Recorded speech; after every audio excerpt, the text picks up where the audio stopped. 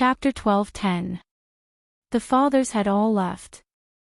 The children held each other's hands or held on to their suitcases as they looked in the direction where the bus had left. It was time for the village chief to step forward and attract the children's attention. "All right, everyone." The village chief smiled and pointed at the huge earthen building behind him. "Look at this building. This is the building we will be staying in today. Do you know what it is called?" "Earthen building." Xian shouted. His father had mentioned the term earthen building to him when they were on the bus. "Earthen building." June and the other children did not back down and quickly answered. "There are 3 words on it," the village chief reminded them. But the children were silent.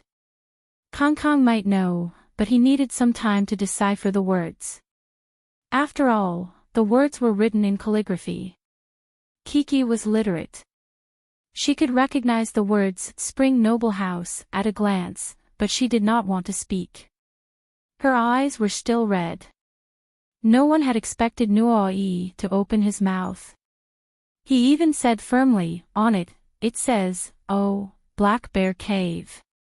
This child's mind was jumping around, and he was transported back to the scene of Journey to the West. What? Kiki was confused. She held on to Nina's hand, but the other hand that was holding onto the suitcase could not help but let go. She scratched her head and looked at the village chief in confusion. Did she really make a mistake? Black Bear Cave.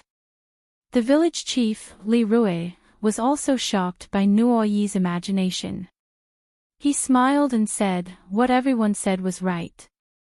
This is the earthen building. And this is the most beautiful building inside. It is called Spring Noble House." When Chi-Chi heard this, she let out an obvious sigh of relief. Fortunately, she did not make a mistake. "We will be staying here today, okay?" The village chief smiled and said, "Let's go in and take a look." The children all nodded their heads, but June shouted again, "Village chief, the door is closed." "The door is closed. Then why don't you let the people inside open the door?" The village chief smiled, but he had no intention of going forward. He smiled mysteriously and stood behind with his hands behind his back. "Open the door, quickly open the door." The children crowded around the big wooden door. Some of them knocked on the door, while others knocked on it with a big metal ring. "Don't sleep in, open the door for us." After Nuoyi's antics, Kiki's face broke into a beautiful smile. She didn't continue to wallow in the sadness of her father's departure. On the contrary, Kiki was eager to join in because her friends were shouting so enthusiastically. She switched Nina to her left hand and then squeezed her body onto Nina's. Her right hand pulled on the iron ring, making it clatter. No, you should call me that."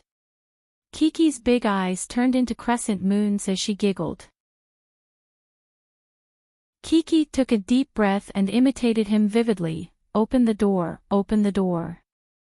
Don't hide in there, I know you're home. Open the door, open the door.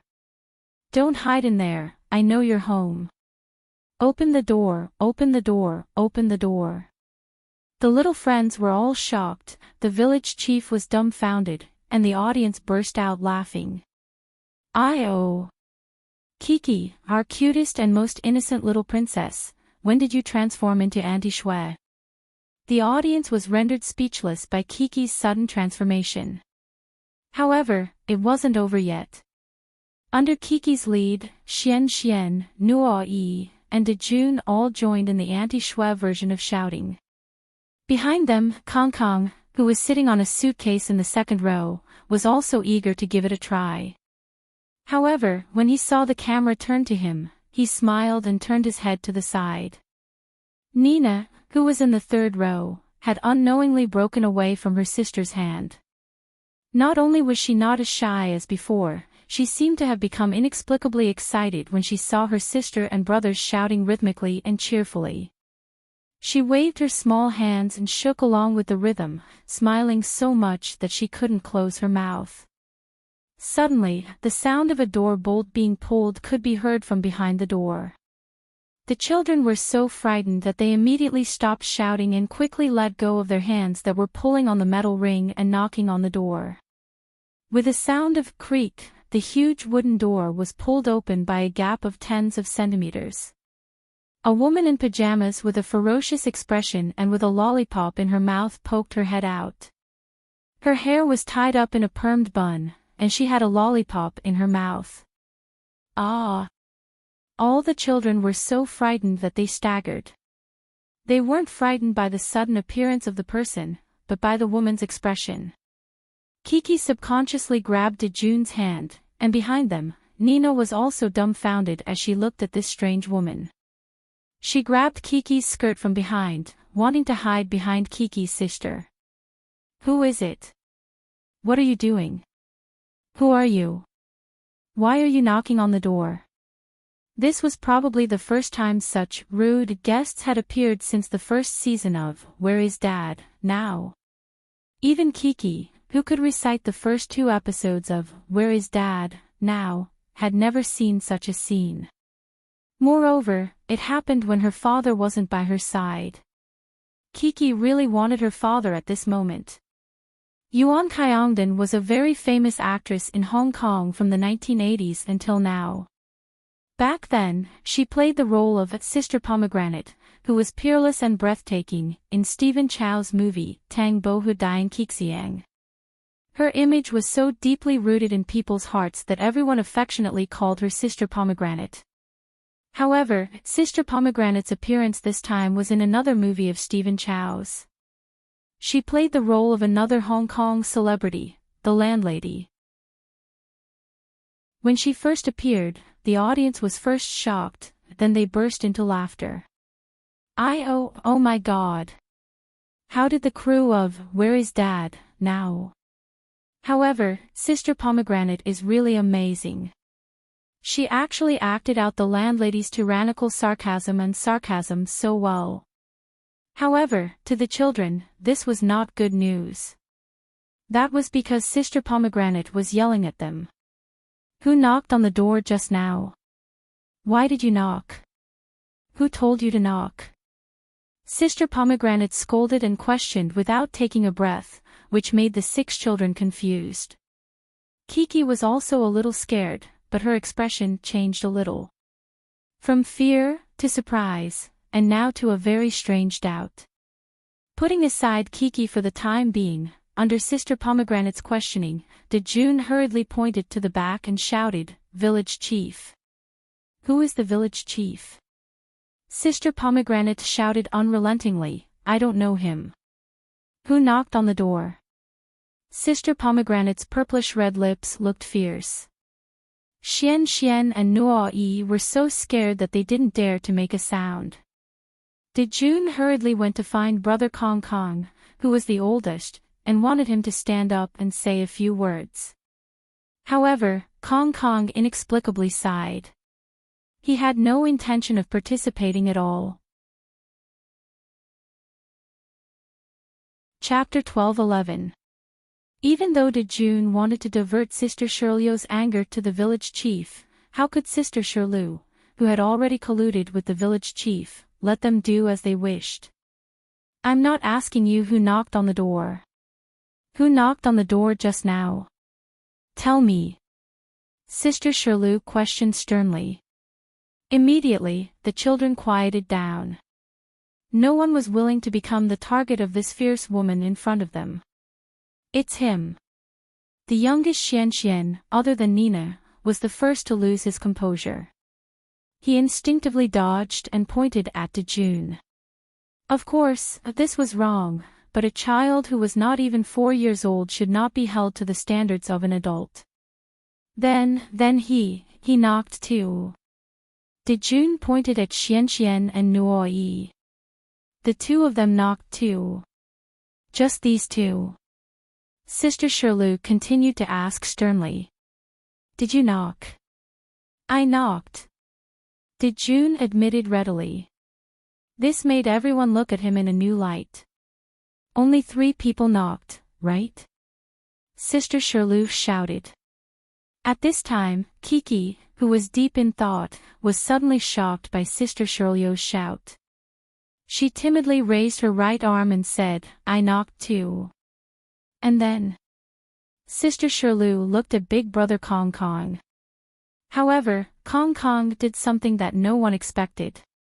He actually pushed his small suitcase and walked to the side alone. He walked to a place where Sister Shirley could not be seen and sat down on the stone steps. No one knocked after that.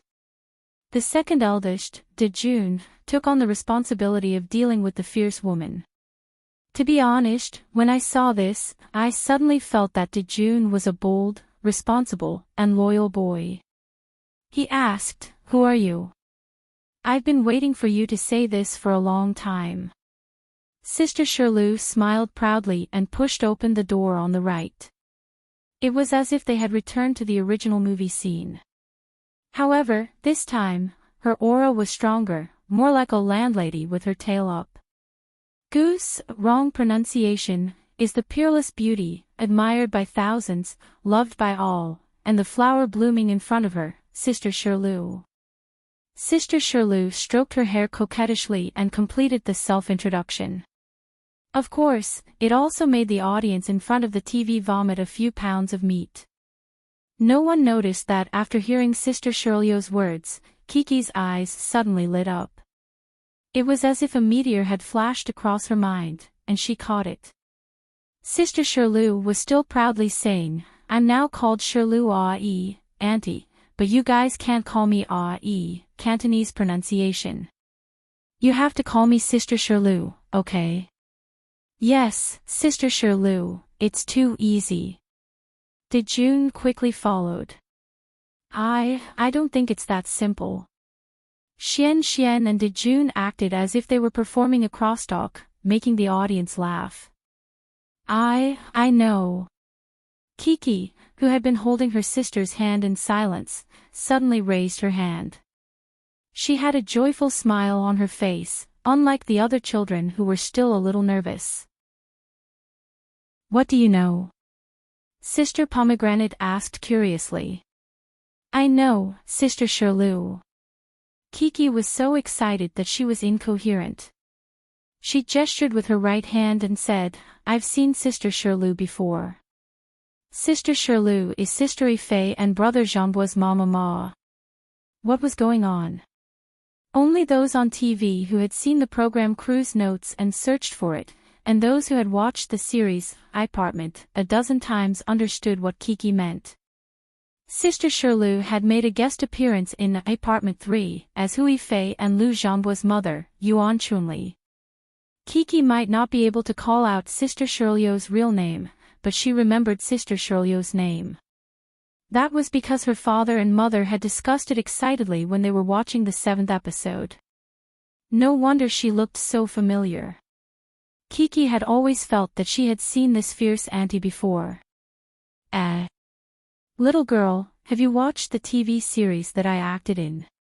Sister Shirley was surprised. She knew that this was definitely not the program Cruise arrangement, because they seemed to be caught off guard. I've watched it. My Mama Ma likes it a lot. Kiki giggled. She thought of Sister Shirley's image in the TV series and didn't feel that Sister Shirley was that fierce.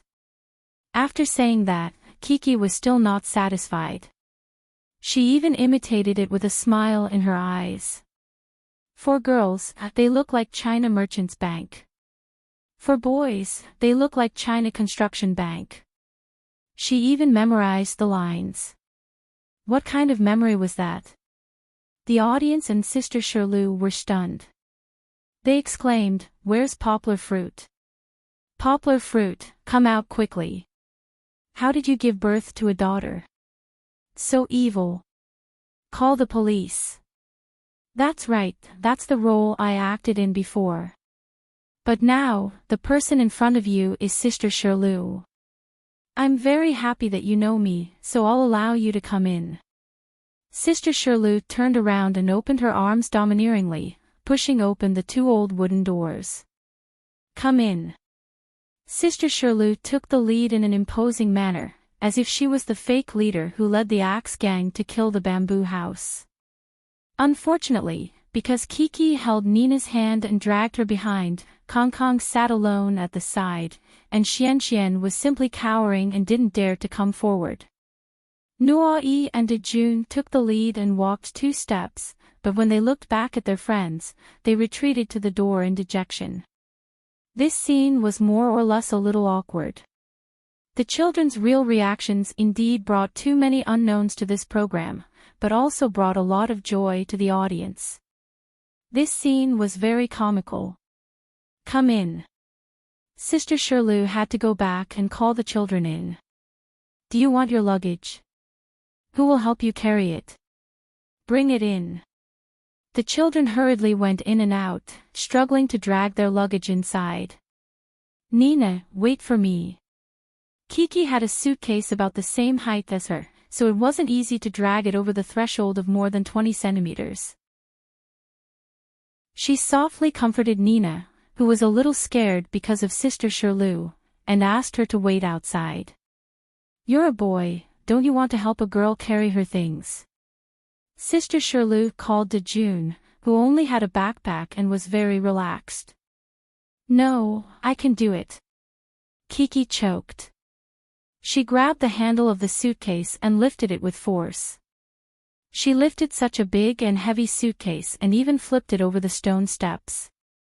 This strength was a little too amazing, wasn't it? The audience wondered if Kiki's suitcase was actually empty.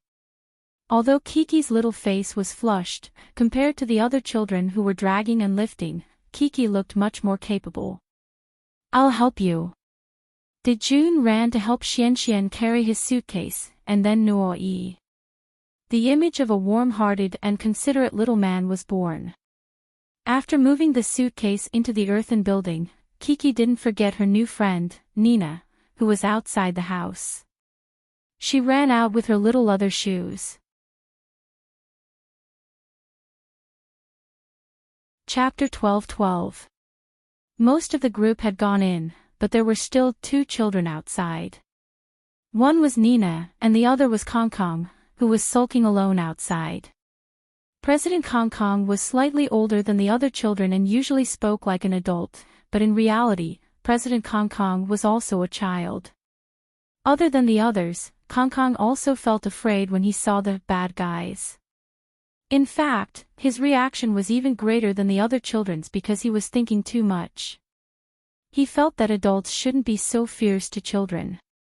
He couldn't help but feel dissatisfied with Sister Pomegranate. A stifling feeling in his chest was getting worse. However, at this time, Kiki's priority was Nui's sister, the youngest of the 6 children. Kiki ran out and happily held Nina's little hand. She said, "Nina, let's go in. It's so beautiful inside." However, Nina didn't listen. She pursed her lips and shook her head. The little beauty looked a little unhappy. She even rubbed her eyes and looked like she was about to cry. "What's wrong, Nina?" Kiki was a little puzzled and nervous. She couldn't bear to see her sister cry. She hugged Nina with her little arms, just like how her father usually comforted her when she cried. She asked gently, "Tell sister, what's wrong?" "She doesn't want to go in." Nui's voice came from behind. Nui had also come out. He pulled Nina out of Kiki's arms. At this moment, Nui was like an old hen protecting her chick. His hands were on Nina's shoulders to protect her. However, his action made Kiki feel a little abrupt. She also felt that he didn't trust her. He was clearly coaxing her, but you still came to pull her. Didn't you not trust your friend? Kiki pursed her lips and turned to walk into the earthen building. Kiki also had a temper, and it wasn't a small one. However, at this time, perhaps because she was in her brother's arms and had some support, she finally relaxed a little. Nina finally began to cry softly. "Nina, don't be afraid." Nuyi wanted to pull his sister into the room, but Nina refused. She cried even harder. On the other end, Kiki, who was about to step over the threshold, stopped in her tracks. She glanced at Nuyi and the others and pursed her lips. Still, she turned back to hold Nina's hand and gently persuaded her, "Nina, don't be afraid. Sister Shirley is a very nice person." "Yes. I'm a good person. I was just joking with you guys. Don't cry." Sister Pomegranate also appeared beside the children and asked Nuai to let go of her hand first. She squatted down and hugged Nina to comfort her, saying, "I only scold boys, not girls. Don't cry." "That's right, Nina. Sister Shirley was just joking with us." Kiki bent down slightly in front of Nina and wiped away her tears. She comforted her gently, "Look, I'm not afraid anymore. And your brother isn't afraid either." As she spoke, Kiki turned around and looked at Nuyi with a pout. He had made Kiki unhappy just now. She was still angry at him. Nuyi was a little confused. He nodded foolishly and said, "Yes, I'm not afraid. Come, be good. Let's go in. It'll be fine." Sister Pomegranate saw that Nina's mood had improved a little, so she held her hand and walked in. "Sister." Nina looked at Kiki for help. She didn't know when her brother had turned around and ran to the other side. He was blocked by Sister Pomegranate and couldn't be seen. Nina was actually still a little scared when Sister Pomegranate held her hand. "I'm here. Nina, don't be afraid. Let's go in together. Look, your brothers are all inside." Kiki held Nina's hand from the right and went in with her. This way, Nina wasn't so scared anymore. When they returned to the place where her friends were gathered and she returned to her brother's arms, Nina still wanted to cry. There was no reason. There was no reason for a child to cry or throw a tantrum. Perhaps it was because she saw Nuyi and felt that she had someone to rely on. Her grievances doubled again. "Don't cry, Nina. Don't cry, Nina." Nuyi hugged his sister and put his arms around her neck, wiping away her tears. This heartwarming scene moved many viewers in front of the TV, especially the girls who had Mary Sue stories. They all expressed that they were smitten by Nuyi. Chi-Chi, on the other hand, was a little unhappy. She thought that she could coax her younger sister to stop crying, because when she coaxed her just now, it actually worked a little. But every time Nuai appeared, it made Nina cry even harder. Nuyi and Kiki might have different ideas in this aspect.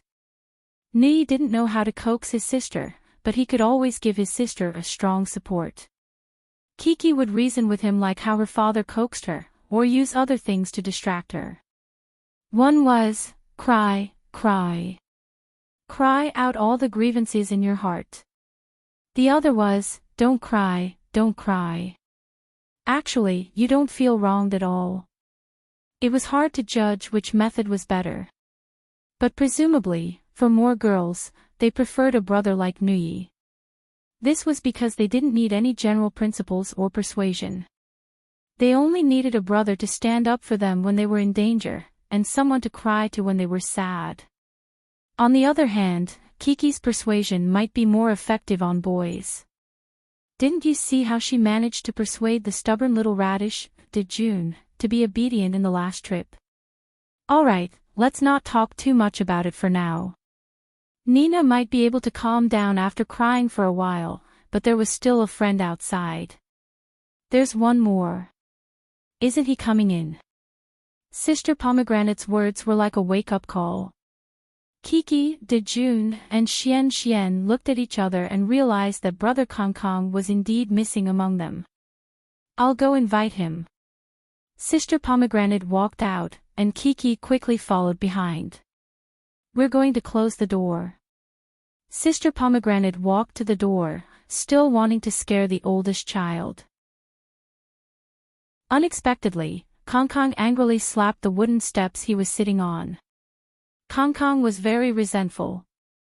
Thinking about it carefully, Kong Kong's anger might not be entirely due to being scared by Sister Pomegranate just now. It should be due to the grievances of being left alone outside after his friends had gone in to help each other out. Kiki was also shocked by Brother Kong Kong. She grabbed Sister Pomegranate's pajamas and timidly hid behind Sister Pomegranate. She suddenly felt that the Brother Kong Kong in front of her was a little different from the otherworldly Brother Kong Kong in her impression. "What are you doing? Come in, come in." Sister Pomegranate tried to get closer, but Kong Kong was very resistant to her approach. He slapped the wooden steps, just like how people in ancient times used sound to scare beasts away. His eyes were wide open, and his nostrils were rough. He looked very scary, but in reality, his emotions were about to collapse. Chapter 12-13. What happened to Brother Kong Kong? Kiki thought about it carefully. Actually, he was her good friend and there was nothing to be afraid of. Hence, she walked out and asked Sister Pomegranate carefully. At this moment, Kong Kong could no longer hold back his emotions. He took deep breaths and couldn't help but start sobbing. Of course, he thought that he was holding back his tears. "I don't know either." Sister Pomegranate shrugged and tried to sit down. She said to Kong Kong, "All right, don't cry.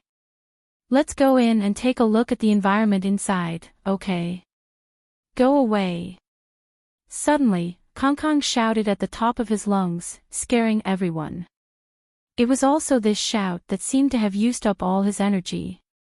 He started to cry for real. Kiki was originally standing far away. She was so frightened by Brother Kong Kong's shout that she almost turned around and ran back. However, when she saw Brother Kong Kong crying like that, the softness in her heart seemed to have been touched. The little girl turned to Kong Kong's left side and tried to pull Brother Kong Kong's hand. However, Kong Kong didn't let her move. "Don't bother about me." Kong Kong was also angry at Kiki. Kiki pouted and almost cried from Brother Kong Kong's scolding. She felt wronged. What was going on today? Daddy wasn't by his side to take care of his sister. However, Brother Ni didn't appreciate it and wanted to comfort Brother Kong Kong. In the end, he was coaxed. Kong Kong saw that he had scolded his sister and was actually a little embarrassed. However, at this moment, he felt even more wronged. He straightened his neck and turned his head away, not looking at Kiki anymore. At this moment, little Fatty Xian heard the commotion and came out to take a look. Just like what Zhou Shimin said in the car, little Fatty Xian was actually the most obedient and strong one when Daddy wasn't by his side. "Why is he crying?" Sister Pomegranate asked him, trying to find the answer from a child's point of view. "He misses Daddy." Little Fatty Xian thought for a while and said. Was this question the real answer? Perhaps only Kong Kong knew. However, Kong Kong would never admit that he missed his daddy. Boss Kong Kong had always been a maverick. How could he not have the courage to be independent? "It's okay, don't be so angry." Sister Pomegranate still tried to comfort Kong Kong.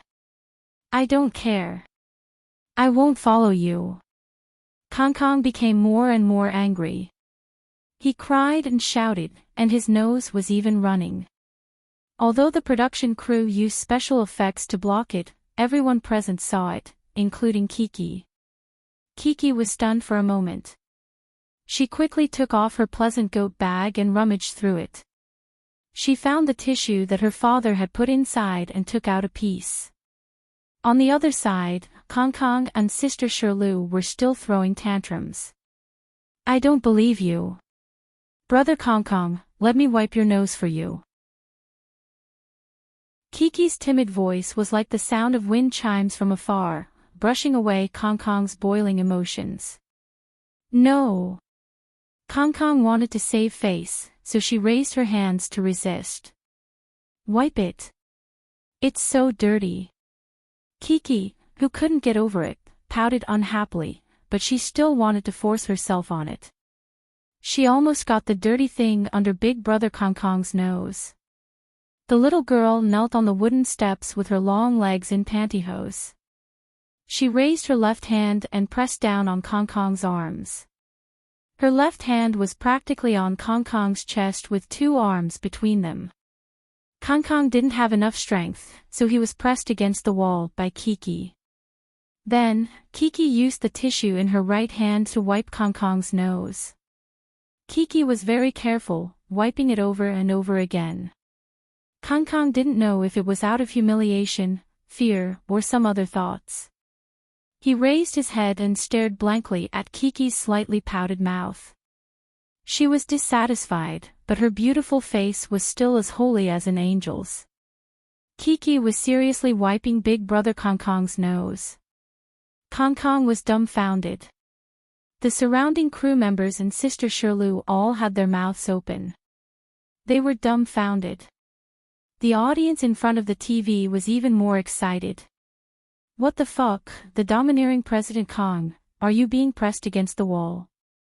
No, it should be said that it was being pressed against the chest. A female audience member cried and questioned, aren't you a big brother? You're older than Kiki by 2.5 years. How can you be so weak and easily suppressed by a 4-year-old my daughter? No one knew, or perhaps they didn't carefully explore, that Kiki was actually very strong. She could lift such a big box and run with such a heavy basket. If they were to compare strength, Kong Kong, who hadn't grown up yet, might not be stronger than Kiki. However, some audience members interpreted it this way, what easy suppression, President Kong is just using a strategy. He's enjoying it, okay. No matter what, after this scene, a group of President Kong and Kiki CP fans appeared in the audience. They discussed with great interest what kind of sparks would fly between the domineering President Kong, who had a heart of gold, and Princess Kiki, who had the most beautiful face, the most kind and gentle personality. Of course, these were things that fujoshis liked to discuss, just like how they liked to pair Dajuan and Nuoi together. Poplar Fruit hadn't decided yet, so no one could decide Kiki's happiness. Humph. Speaking of which, the two children didn't think too much about it. Chi-Chi helped Kong Kong wipe his snot, and after she was done, President Kong continued to sulk with a stiff neck. Okay, your sister has done so much for you. Can you stop being angry? Sister Pomegranate tried to strike while the iron was hot. Let's go in and take a look, okay? Never. Kong Kong still yelled at the top of his lungs. Sister Pomegranate had to stand up and ask the children to go in first to give Kong Kong some time to recover. It was unreasonable for Kong Kong to sulk at this time. However, Kiki didn't go in. She waved her hand and said to Sister Pomegranate, we're together. Papa said that we can't leave our friends behind.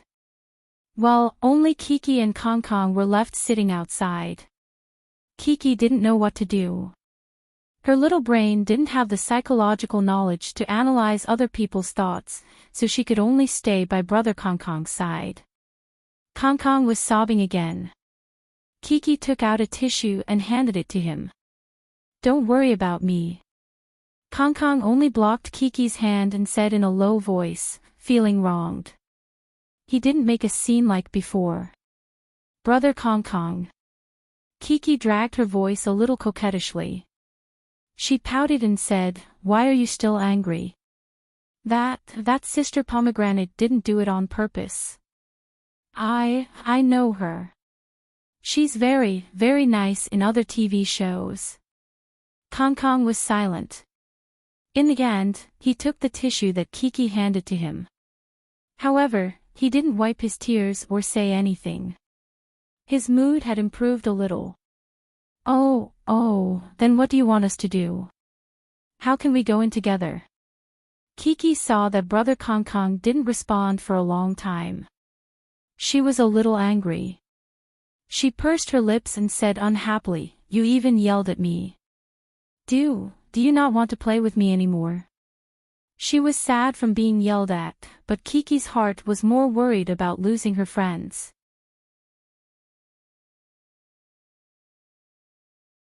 Chapter 12-14. The weather was a little hot. Kiki looked good in her clothes, but Minnie's t-shirt was a little thick. Soon, her neck was covered in sweat. The little girl kept wiping it with her hands, and her fair neck was a little red. Just like her pitiful eyes at that moment, if Big Brother Kong Kong was still so unapproachable, she would really cry in front of him. Kong Kong looked at her in a daze. Kiki's grievance made him forget his own emotions for a moment. He even forgot to sniff. Kong Kong was the youngest in the family. He had a sister who loved him very much. It was always his parents or sister who took care of his emotions. When was it his turn to comfort others? The little sister in front of him had a little stubbornness in her grievance. It was something he had never seen before. However, he still cared a lot about Kiki. Whether it was during the last trip, when Kiki fought with him to the end in the game of snatching the stool, or the fairy-like girl in the white wedding dress that he could not forget at Grandpa Bai's and Grandma Bai's wedding, or the girl who used her strength to subdue him and wiped his nose for him. I didn't mean that. I'm not angry at you. Kong Kong muttered a few words. However, he was a bossy CEO after all. After all, Kong Kong's mind was not fully mature. He could not say a few words of apology. After these 2 words, he straightened his neck and changed to the side. He snorted and said, "Anyway, it's none of your business. It's up to you to believe it or not." After being annoyed by Kiki, Kong Kong stopped crying. He used the fragrant tissue that Kiki gave him just now to wipe his tears. However, the little boy still wanted to save face and refused to go in. Kiki was actually not really angry. She was just anxious to persuade Big Brother Kong Kong. At this moment, a large group of people suddenly ran out of the door noisily. Xian Xian, Dajuan, and Nua Yi, who had communicated with Sister Pomegranate, all ran out. They all ran over to persuade Kong Kong. "Kong Kong, Big Brother Kong Kong, why don't you come in?" Xian Xian pulled on Kong Kong's arm and said, "Go in, go in." Her voice became soft, just like my daughter. When Kiki saw so many friends coming over, she was even happier. She gently pulled on Kong Kong's hand. Although Kong Kong didn't move, she didn't struggle like before. This meant that the anger in the little boy's heart had almost subsided, and he was only left with one last hurdle. Sister Pomegranate still owed him an apology. Previously, when Sister Pomegranate tried to persuade him, she wasn't very sincere. It was like she was playing a language game. She said something else. Why didn't he go in when the other children went in? Coincidentally, Sister Pomegranate found out this time. After boasting about her beauty to Dajuan and Xian Xian, she really put down her status as an adult and apologized to Kong Kong. "Kong Kong, I'm sorry, don't be angry. I've already apologized." Kong Kong remained silent. Xian Xian nodded and said, "Forgive me." The other children also said that they had forgiven him. Kiki waved her hand and chuckled, "I've already forgiven you. Adults do things wrong. I'm apologizing to you now, don't be angry, okay?" Sister Pomegranate said. Kong Kong was still pondering, but it seemed that he had already calmed down. His anger had already dissipated. Sister Pomegranate has already apologized. Brother Kong Kong, forgive her, okay? She didn't do it on purpose. Kiki pulled on Brother Kong Kong's hand and tried to pull him up from the wooden steps. Although Kiki's voice was gentle like water, the little girl's strength was very strong. Moreover, Kong Kong didn't have any intention to struggle, so he was pulled up by Kiki in an instant. "Don't be angry." Xian Xian leaned over and gently stroked Brother Kong Kong's stomach, as if to soothe Brother Kong Kong's breath. I'm not angry. Kong Kong glanced at the wrist that was as white as the moon that Chi-Chi was still holding on to, and said stiffly. All right, it's good that you're not angry. Sister Pomegranate laughed. I really like you 5 children. You care about each other so much. Come, let's go in. I'll introduce you to Kong Kong. At this time, Kiki let go of Brother Kong Kong's hand. She turned around and grabbed the luggage that had just run to the side. She persuaded the stubborn Brother Kong Kong, which made the little guy very happy. Her voice was full of joy. She said, Brother Kong Kong, I'll help you carry the luggage. Kiki, I'll help you too. June ran to the back and helped Kiki lift the luggage. Although Kiki could handle it alone, June still showed his manly strength. I'll help Brother Kong Kong too. Xian looked left and right, then ran behind Brother Kong Kong and helped Brother Kong Kong hold the big bag. No need. Kong Kong showed a rare smile. Although it was very short, it was still caught by the photographer. In fact, it wasn't because of Xian, but because of each of his good friends. They made him feel the strength of a team, and he no longer wandered alone on the edge of the team. Kong Kong suddenly pulled Xian to the front and put his arm around Xian's shoulder. The two of them walked in like 2 brothers. Behind them, the village chief put his hands behind his back and followed with a smile. He originally wanted to say a few words of comfort. He didn't expect that the children would solve it by themselves. The audience expressed that they were stunned by Mr. Kong Kong's smile. However, because of this, they liked this big boy even more. In the past, Kong Kong was not very willing to interact with his younger brothers. Perhaps, after this, they would really be able to see the 5 children play together happily. After putting down the luggage, Kiki found Nina, who was being taken care of by the choreographer. Nina's mood was a little better. The choreographer gave her a bottle of yogurt to drink, and she quietly became a little beauty. Nina, do you want to play with your sister? The choreographer pointed at Kiki and asked Nina. Nina nodded. She took the initiative to put her hand in her sister's palm. Nina remembered that her sister was very good to her. Chi-Chi had long since tossed the little conflict she had with Nuai to the back of her mind. Perhaps to Chi-Chi, who was also a child, although she would remember it, this misunderstanding would gradually be resolved as time passed. We're going to see the rooms.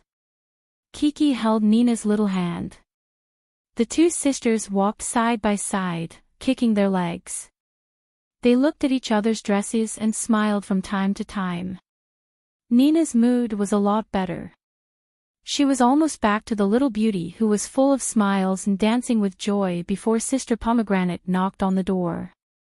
Then where will Nina and Nuai live? Nina asked. Aw. You don't live with your sister. Kiki pouted and said. Dad said that he wants to live with my brother. Nina laughed. Chapter 12-15. Let's go. Follow me to check out the rooms. Led by Sister Shirley, the queen of the earthen building, the children lined up and followed her. Kiki, please take good care of Nina, okay? Nuai reminded Kiki, then excitedly ran to catch up with Xian and Dajuan's team with his grass-green military bag.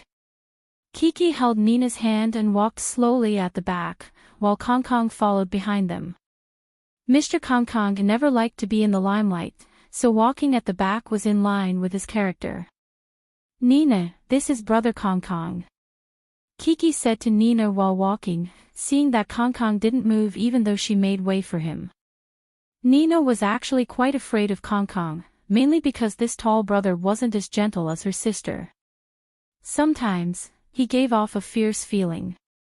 Plus his hairstyle, he looked like a caterpillar lying on top of his head, from a child's perspective, which was very scary. However, Kong Kong obviously liked girls younger than him. When he looked at Nina, he actually showed a rare smile that he hadn't shown since the first 2 episodes. Actually, Mr. Kong Kong was quite handsome when he smiled. Although he lost his front teeth in the last few episodes, Xiao Han decided to make Mr. Kong Kong's handsome smile earlier. Hee hee. Even if he didn't make Nina dizzy, Nina was still stunned. She suddenly felt that this big brother wasn't so scary anymore. Nina, do you want to be good friends with Brother Kong Kong? Kiki asked. Brother Kong Kong is very nice, and he will protect you. This really aroused Kong Kong's desire to protect his little brother and sister as a big brother. He nodded and said in a deep voice, Yes, I will protect you. Nina hugged Chi-Chi's arm shyly and asked her to lower her head. The corners of her mouth curled up slightly, and she whispered something to Chi-Chi. Nina said she wants to be friends with you. She likes you very much. Kiki giggled and conveyed her sister's shy thoughts. Brother Kong Kong, can you hold Nina's hand too? This was a big surprise for Kong Kong. Just now, when his father was outside, he asked him to take care of his sister, but Nina ignored him. He thought Nina hated him. Kong Kong, who had a hidden sister complex, nodded. He went to the inner side, picked up Nina's left hand, and gently held it in his palm. Nina smiled shyly. Kong Kong also looked at her with a gentle smile. This scene was as beautiful as a painting. It was even captured by the cameraman. Whether it was during the broadcast of the show or later on Weibo, it was a hot topic. Of course, the controversy wasn't about whether they should or not. Instead, a group of Kong Kong and Chi-Chi's CP fans, Kong Kong and Nina's CP fans, and even Chi-Chi and Nina's CP fans were foolishly arguing together. The 3 friends were a little slower, but they also rushed to room number 1 for a visit. Room number 1 was on the first floor. It was a very spacious and bright room with a wooden bed, a wooden table, and wooden chairs. All the furniture was made of solid wood. Some old records were displayed on the bookshelf. It looked very quaint and artistic. Wow, it's so beautiful. It looks like a princess's room. Kiki's belated praise came. She liked this room very much because it was clean, bright, and covered with a layer of beautiful flower tiles. The bed was also clean, and the wooden bed was inlaid with large and small pieces of landscape porcelain paintings. In this room, Kiki couldn't help but open her arms and twirl around like she was doing ballet. The way the little girl danced in a miniskirt was also very beautiful. Room number 2 was on the second floor. The second room was also very beautiful. It also had bright windows and clean tables. Of course, this room was a little shabbier, but it was spacious. There were also some pictures on the wall. The children couldn't stop praising this room, saying it was super beautiful and super beautiful. They followed the trend and praised this room to the sky. It's even more beautiful than my house. Dajuan's evaluation was following the trend too much. Actually, it was obvious to the audience that room number 2 was worse than room number 1. However, the children's taste was really a little unique, haha. In the end, room number 3 was the best. This room had wooden floors and was waxed. It was so bright that it could reflect people's reflections. The walls were freshly painted, and there was a new bed, new wardrobe, new decals, and a few beautiful gourds. It's so beautiful. The children's exclamations rose and fell. Even Nina held Kiki's hand and said enviously in a low voice, I also think this is the most beautiful. Room number 4 was the worst of the 4 rooms. It was mainly because there was nothing but a bed and a seemingly dusty table. However, the children who were addicted to praising this room shouted again, super beautiful. They believed that Sister Pomegranate was tired of hearing this line. After messing around with the camera hanging on the wall, everyone gathered at the large open space downstairs. They were looking forward to playing the game with the village chief to choose a room. On the table in front of the village chief, there were 5 half-eaten watermelons. The 6 children were curious about what kind of game they would play to choose a room. That's not right. We've only seen 4 rooms. There's still one room that we haven't seen yet. Kiki was the first to think of this problem. She asked curiously. Because that's a very special room. It's very, very, very far from here. Let's take a look first, okay? The village chief's words made the children's excited expressions freeze. Right, I forgot about that.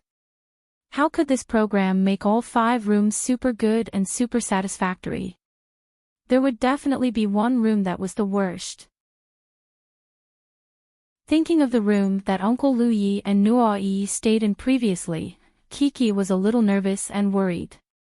After watching the video, it could be said that fear was written all over the children's faces.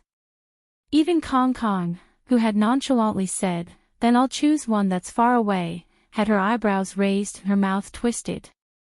Kiki's frowning eyebrows and slightly agape mouth made the audience love and dote on her even more. She was also a child.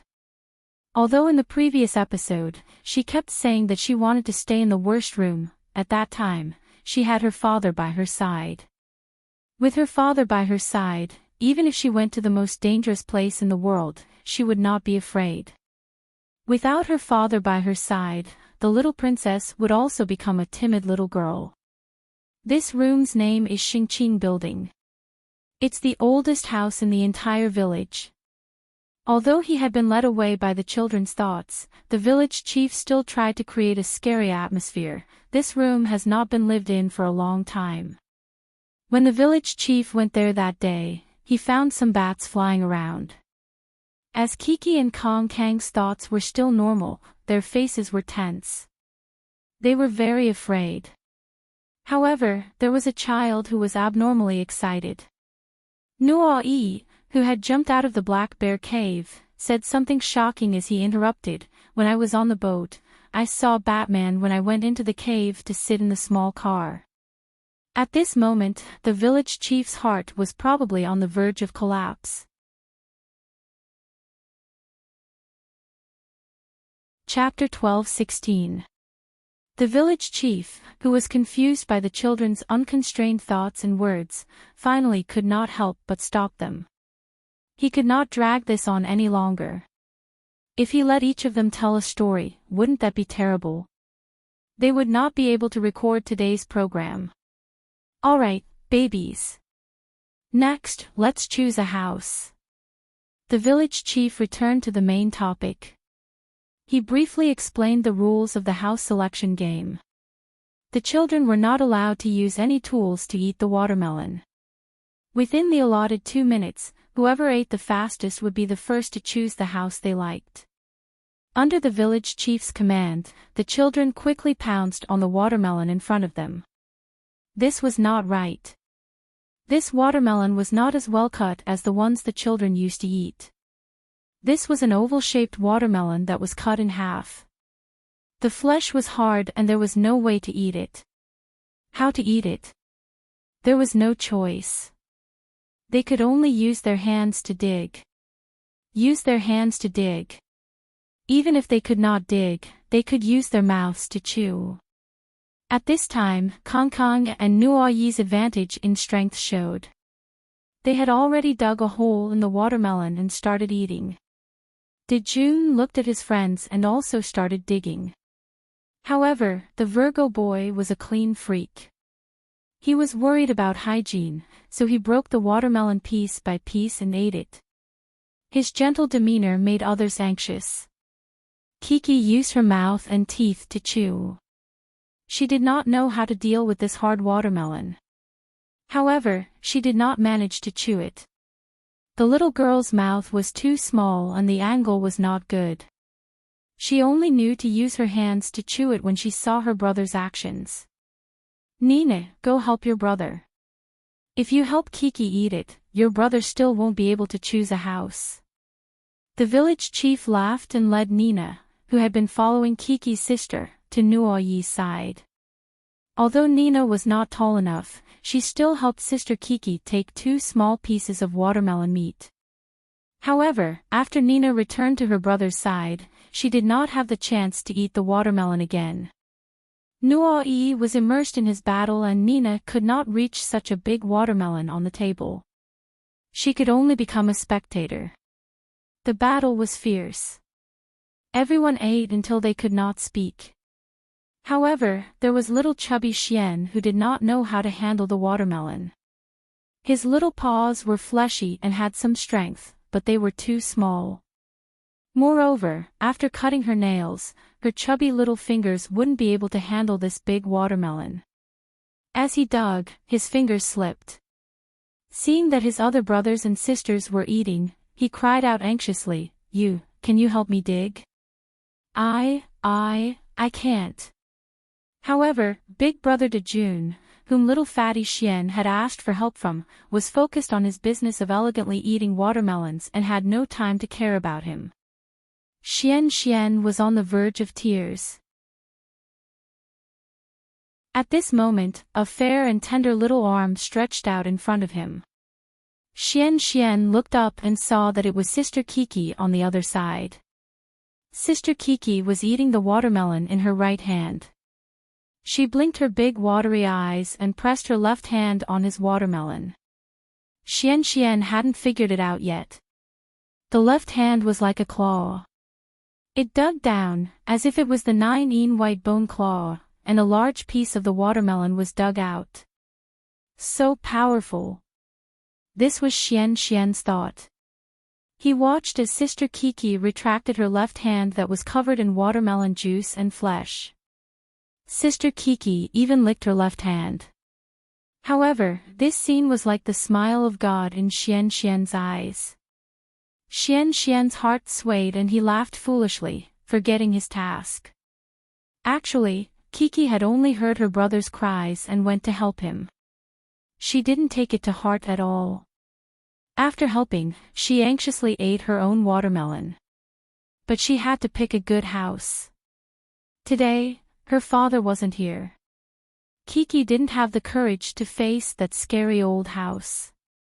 However, after a minute, when the village chief said that there was only 1 minute left, all the children became nervous, including Kiki. She didn't care about her image as a princess anymore. Using her left hand and right hand, she ate until her mouth and face were stained with red watermelon meat. She was originally a pretty little girl.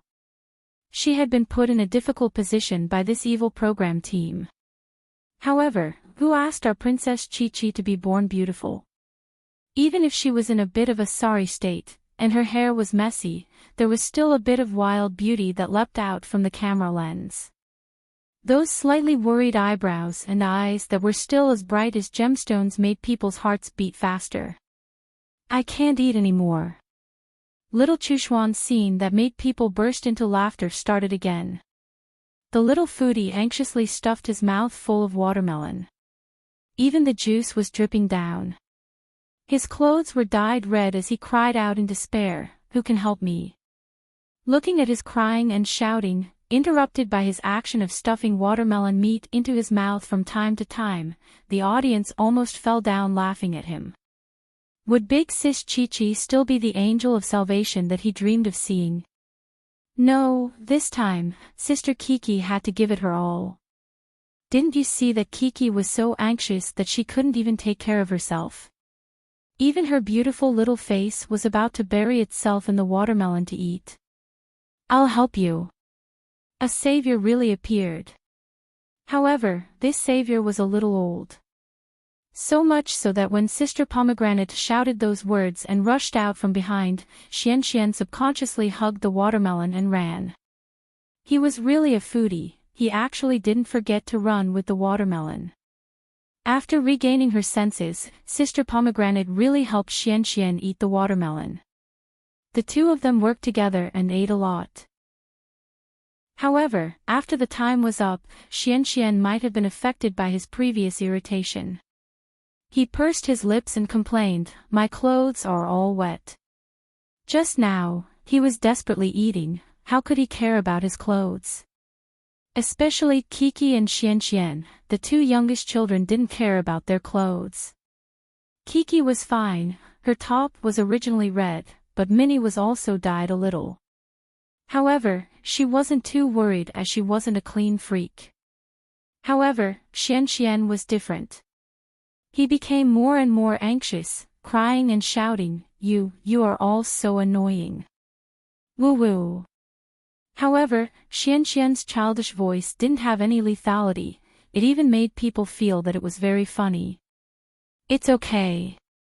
Later, we can use the washing machine to wash it. Kiki came over to comfort her brother. Xian's crying stopped abruptly, not knowing whether it was because he got the answer he wanted or because he was comforted by his favorite sister.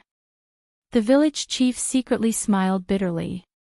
He wanted to say that there was no washing machine, but he was worried that the children wouldn't accept it, so he simply tried to muddle through.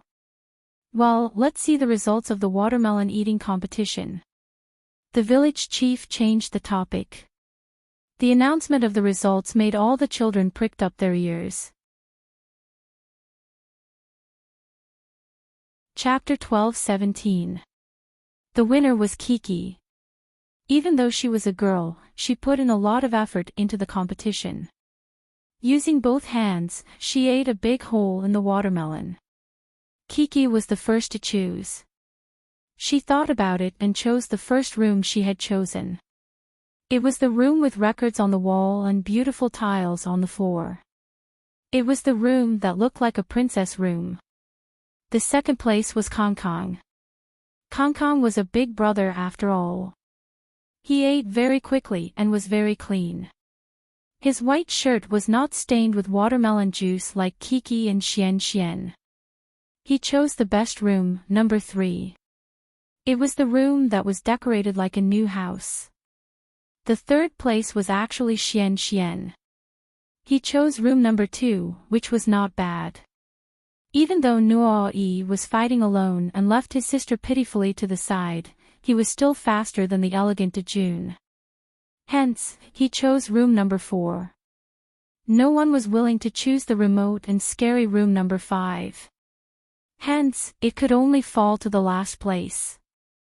Dejun, who had not realized anything, was confused until the village chief announced his last place and asked him if he dared to live in room number 5. Dejun was shocked. It was as if he had been struck by lightning. Dejun opened his mouth and said, I don't dare. Because there are cannons or something there, right? Nuo did not know how to empathize with his friend's feelings. He desperately described the horror of the strange sound in the video. Dajun wants to live alone in that old house that's been there for more than 400 years. The village chief hurriedly stopped Nuo from continuing. However, he did not know that his words were the sharp blade that cut Dejun's wound. I can't live alone. Dejun was already a little uncomfortable. Now, he cried bitterly. I'm scared. Kiki stood behind Dejun. She frowned worriedly and grabbed her clothes. She looked worriedly at Brother Dejun. She did not know what to do. She could only look pleadingly at the village chief. She wanted to see if the almighty village chief could give her a solution. You guys discuss it and tell me what to do later, okay? However, the village chief was not as supportive as Kiki had expected. Instead, he kicked the ball back to the children. I want someone to stay with me. Dejun was sobbing so hard that he couldn't speak. His voice was choked with sobs. Who's going to accompany me in which house? A gloomy cloud hung over the children's heads, making it hard for them to breathe. Fortunately, at this moment, Nina, who had been ignored by her brothers and sisters who were so nervous about the competition, had been taken to the side by the director. Otherwise, she would have been scared out of her wits when she saw this scene. Who would be the brave one? Big Brother Kong? Or the angelic Kiki? But Brother Kong was scared too. Needless to say, Kiki had tried so hard to eat the watermelon just now because she wanted to escape from that horrible house. Without her father by her side, Kiki had always wanted to open her mouth to help Brother Dajuan, who was crying like a meatball, but she didn't dare to open her mouth. "Oh, then I'll stay with you. I'll stay with you in that house, okay?" No one expected that the one who stood up for them at this moment would be Xian. It was actually little chubby Xian who had been crying and eating at the same time because he didn't want to be last. Although his voice was childish, it was full of strength. Kiki was also shocked. She didn't expect Brother Xian to be so brave. Her mouth was agape as she looked at Brother Xian, who was almost a head shorter than her eyes full of admiration and respect. I'm scared of that house." Even so, Dejun was still scared. He cried as he wiped his tears with a tissue. "I'll go with you, okay?" Xian added, thinking that Brother Dajuan didn't hear him. But Dejun was still weeping endlessly and didn't continue the conversation. How did the discussion go? In the distance, the village chief, who felt that the scene had quietened down, walked back and asked. "It's done. But he doesn't want to stay in that house. He's scared of that." Nuai understood correctly, but he started to ramble again. "I just said that I'll stay with him," Xian blinked innocently and said. But I don't want to go." Dejun still shook his head and cried as he said. "Then, how about this?" Kiki, who had been invisible all this while, suddenly opened her mouth. Although she was still scared, she couldn't bear to see Brother Dajuan so sad. I'll switch with Brother Dajuan. But I don't dare to stay there alone. I'll stay with you." Zhou Shimin. Did you see that? Did you see that? That's what your son said. Perhaps, if Zhou Shimin saw it now, he would definitely cry. Xian. You're finally enlightened. But Xian was really great. He didn't hesitate and immediately agreed. Yes. Kiki beamed. She took a big step forward and happily held Xuan's hand, saying, "Village head, I won't be scared if I sleep with Xian." Was she really not scared? Actually, she wasn't.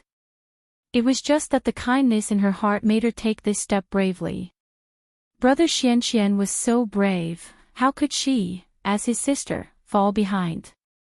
With a good friend to face it with hand in hand, Kiki felt that perhaps she wouldn't be scared anymore. Was that really the case? Kiki, of course, didn't dare to think too much. She was just like Xian, who was full of righteousness. Xian smiled foolishly as he held his sister's hand. He was so happy that he was about to explode. What happened next almost made little fatty Xian so happy that he wanted to fly. But the village head smiled bitterly and muttered in his heart, "That won't do.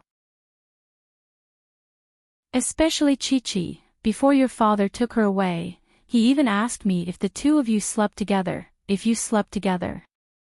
If he comes back tonight and sees." Cough cough. The village head waved his hand and said, "Our rules of the game are that we can't exchange rooms." Dejun, who was a little better just now, immediately became anxious again. His eyes turned red and he was about to cry again. But. The village head hurriedly held Dejun down and said, "But you two can temporarily stay here together." Xian, didn't you just say that you're willing to let Dejun rest with you?" Xian nodded. "Then Dejun, you can temporarily stay with Xian in room 2, okay?" The village head asked. How could he say no?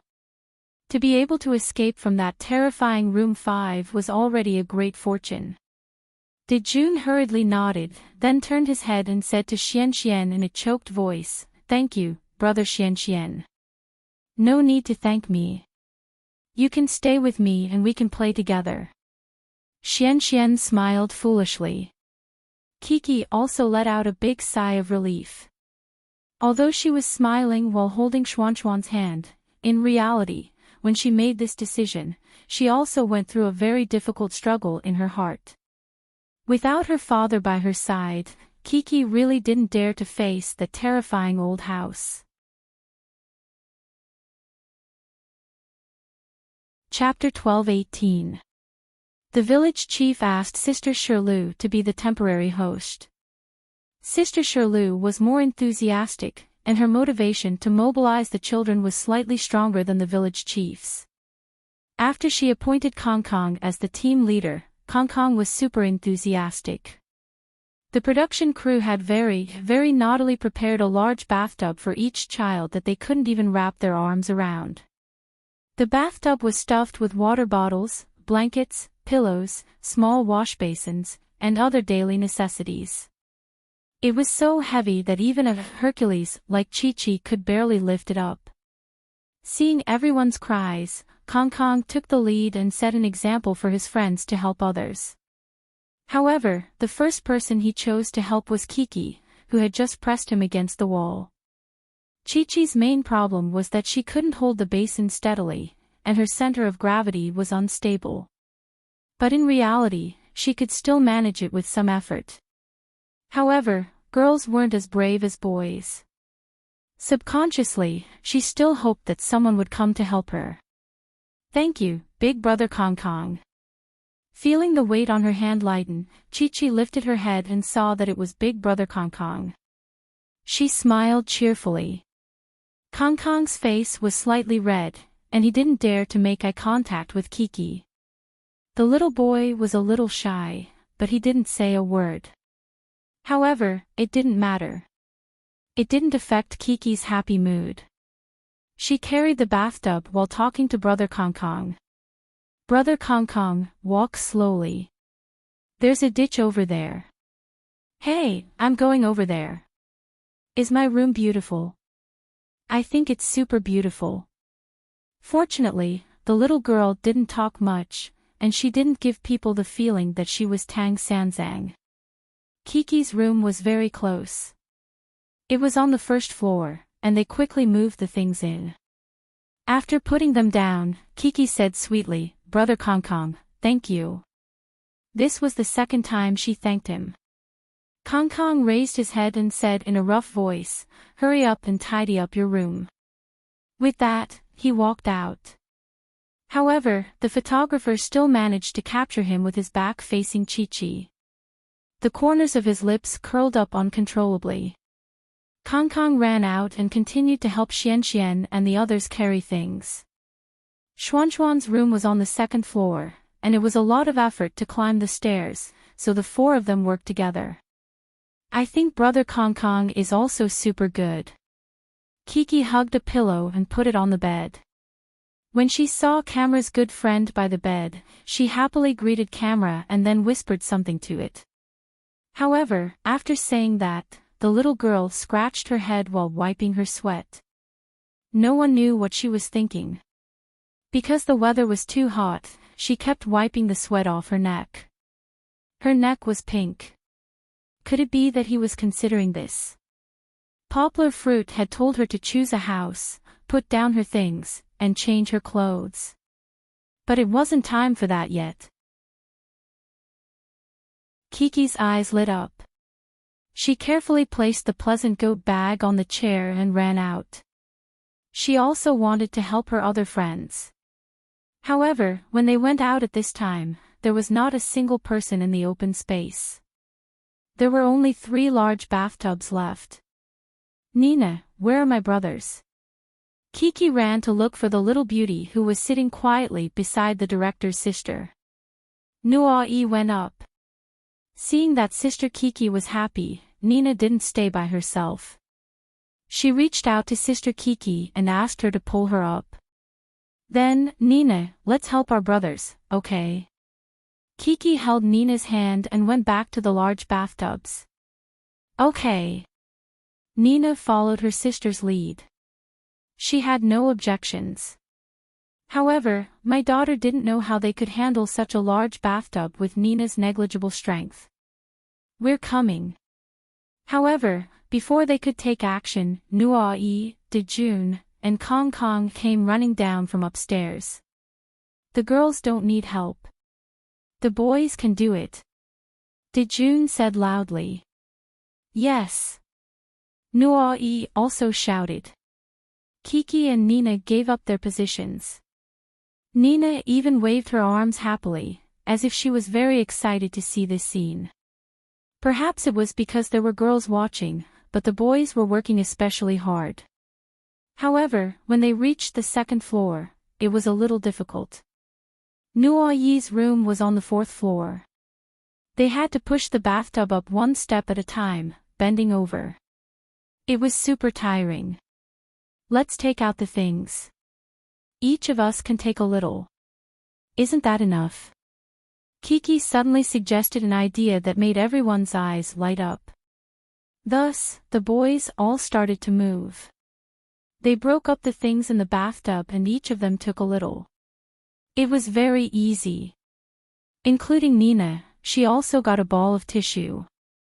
The little beauty was very happy. Holding the tissue, she couldn't stop smiling at the director behind the camera. When they reached Nuai's room, because Nina was there, everyone helped them tidy up the room. Then, they helped Dejun and Brother Kong Kong together. In the end, when they were helping Brother Kong Kong, Xian, who had changed his clothes, ran out.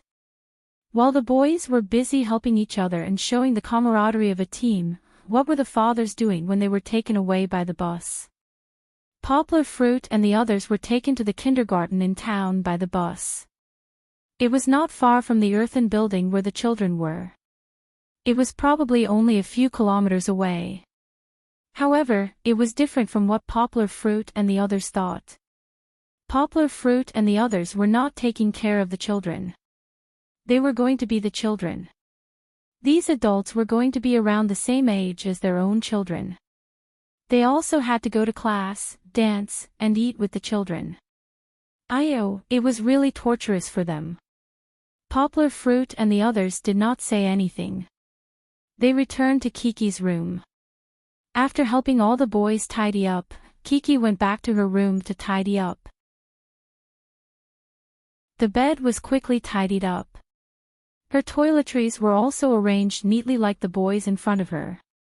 Then, she had to take care of her personal hygiene. Although Kiki was not a clean freak, she also liked to be clean and beautiful. In the past, there was always Papa. Kiki pursed her lips. But now that her father had gone to do a task, Kiki needed to be strong first. She took a big bathtub and ran outside to fill it half with water. Although it was a little different, Kiki still thought of what to do from her father. Close the door. Kiki closed the door and was about to take off her clothes. However, she remembered her father's instructions: be sure to cover the camera when you change clothes. Girls can't be seen naked. Shame. However, Kiki could not reach it.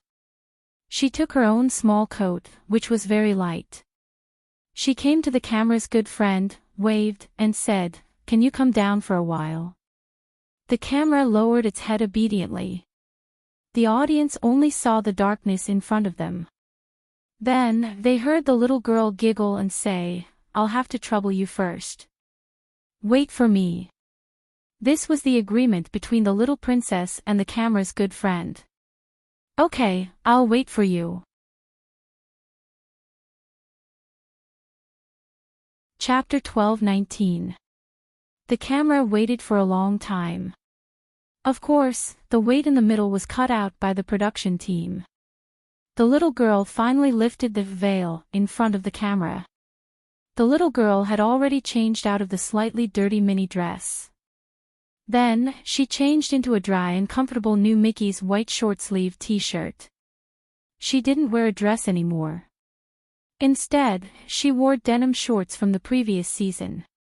She still wore her pantyhose. Her father said that there were more mosquitoes here. She washed her face by herself just now, so the little girl looked exceptionally fresh and beautiful. Although her hairstyle was still the same as when she first arrived, with her father's little ponytail, under the moisturizing water, the few strands of curly hair looked quite playful and cute. Did I become very beautiful? The little girl touched her face with her right hand. She was a little shy and also a little nervous. Because there was no mirror to see how she looked after washing her face, she could only happily play the game of nodding with the camera's best friend. Of course, when she was tidying up, the cameraman outside came over to record from the side.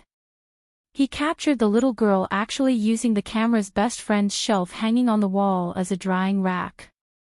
When Kiki finished her work and came out, Kong Kong was chatting with Sister Pomegranate downstairs. Kong Kong was actually smiling as if he was no longer the cold and aloof President Kong, but an ordinary child who was being coaxed very happily. The audience all said, "President Kong, you've changed." Of course, President Kang's female fans loved him even more. They said, "What do you know? This is Kong Kong's true nature. Being cold and aloof is just a disguise. His heart is still full of love." Kiki ignored them. She was thinking about her new friend, Sister Nina. Kiki excitedly climbed up to the 4th floor. Then, she heard the director's sister's advice. Xian, this isn't good." Kiki still didn't understand. When she looked up, she saw Xian cupping Nina's little face, who was hiding beside the director's sister, and gently kissing it. Kiki blinked. She didn't say anything and walked up the stairs. When the director saw Kiki, she smiled and reminded Xian, "Sister Kiki saw you." Xian was pulled around in a daze. When he raised his head, he discovered that Chi-Chi's sister's pretty face was right in front of him. Her big eyes that were as clear as water, however, were like mirrors that reflected his action of stealing a kiss from his sister. My sister always cries." Xian tried to explain that he just wanted to comfort his sister, but in fact, he did have the idea of having an affair, but he was found out. In fact, Kiki hadn't said anything yet. She just turned to look at Nina, who was behind him. When Nina saw her sister, she pouted and threw herself into Sister Kiki's arms. "Sigh, forget it. I've been misunderstood and exposed." Xian dejectedly turned away from Sister Kiki and went downstairs. The photographer followed him and saw that Xian was very melancholy. Every step he took was very heavy, as if he had just experienced something unforgettable. But in fact, Kiki just hugged Nina and asked her, "Nina, what's wrong?" She didn't notice the change in Xian's mood, because in Kiki's opinion, it was very normal. There was nothing to make a fuss about. And at this moment, Nina was in her arms. Kiki felt the happiness of being relied on as a big sister. How could she care about brother Xian? "I don't want to play with them." Nina pouted. Nina had been resisting Xian's kiss just now. "Why? Brother Xian cares about you." Kiki giggled. "Don't be afraid. We're all good people." However, Kiki's persuasion didn't work very well. At this time, Nuo Yi, who had just chased away the Jun, who was annoying to make friends with. He went straight to his sister, wanting to take Nina away from Kiki's arms. He thought that Kiki was pestering his sister like Xian and Jun just now. Kiki could only let go, but she was very unhappy. She pouted and asked, "Nuo Yi, what are you doing? Why don't you let me play with Nina?" She didn't even ask her brother, which showed how unhappy the little girl was. She was like this when she came in just now. Because Nina doesn't want to play with you." Nuo Yi said. "Nina wants to play with me." Kiki felt wronged. She felt that her kindness was misunderstood. She was very upset and her eyes were a little red. Nina blinked. She went over to Kiki and held her sister's hand. She stood between Nuoi and Kiki. Nuoi wasn't unreasonable. He looked at it carefully, then nodded and said, "All right. She likes to play with you. Nina and I are good friends." Kiki's mood turned for the better. She held Nina's hand and smiled happily. Nina also recovered from her nervousness. Although she wasn't used to talking to the camera, she still smiled happily. Then I'm also good friends with you. Nina and I are both good friends with you, right? Nuoi finally had the time to plan his own friendship. Today, because of his sister, Nuoi had become a selfless guard protecting his sister. That's right. Chi-Chi giggled. Her previous unhappiness had long since vanished into thin air. Let's go down and eat. It's ready. The director heard the sound of the headset and called out to the children. I'm hungry. Nina finally opened her mouth. I'm hungry too. Nuoi said. I'm hungry too. Let's go eat together. Kiki said. She held Nina's hand and walked down the stairs in front. Nuoi followed behind to protect them. Where are Brother Dajuan and Brother Kongkong? Kiki asked curiously when they reached the kitchen and saw Brother Xianxian walking downstairs. Xianxian, the little foodie, was full of energy because of the food. He shook his head and said, I don't know. Kiki looked at the auntie who was cooking. She acted as if she was at home and moved the chairs quickly. The seats were a little narrow, just enough for 4 people to sit around. The director said, you guys eat first. Kongkong and Dajuan can eat with Sister Shirlu on the other side. Nuoi was busy blowing the fan, so there was no one to take care of Nina. Little chubby Xian couldn't help but like his sister. He got down from the chair that Kiki had moved for him and walked towards his sister. Sister, I won't hit you, okay? Xianxian said in a baby voice. Actually, at that moment, Nina was a little confused.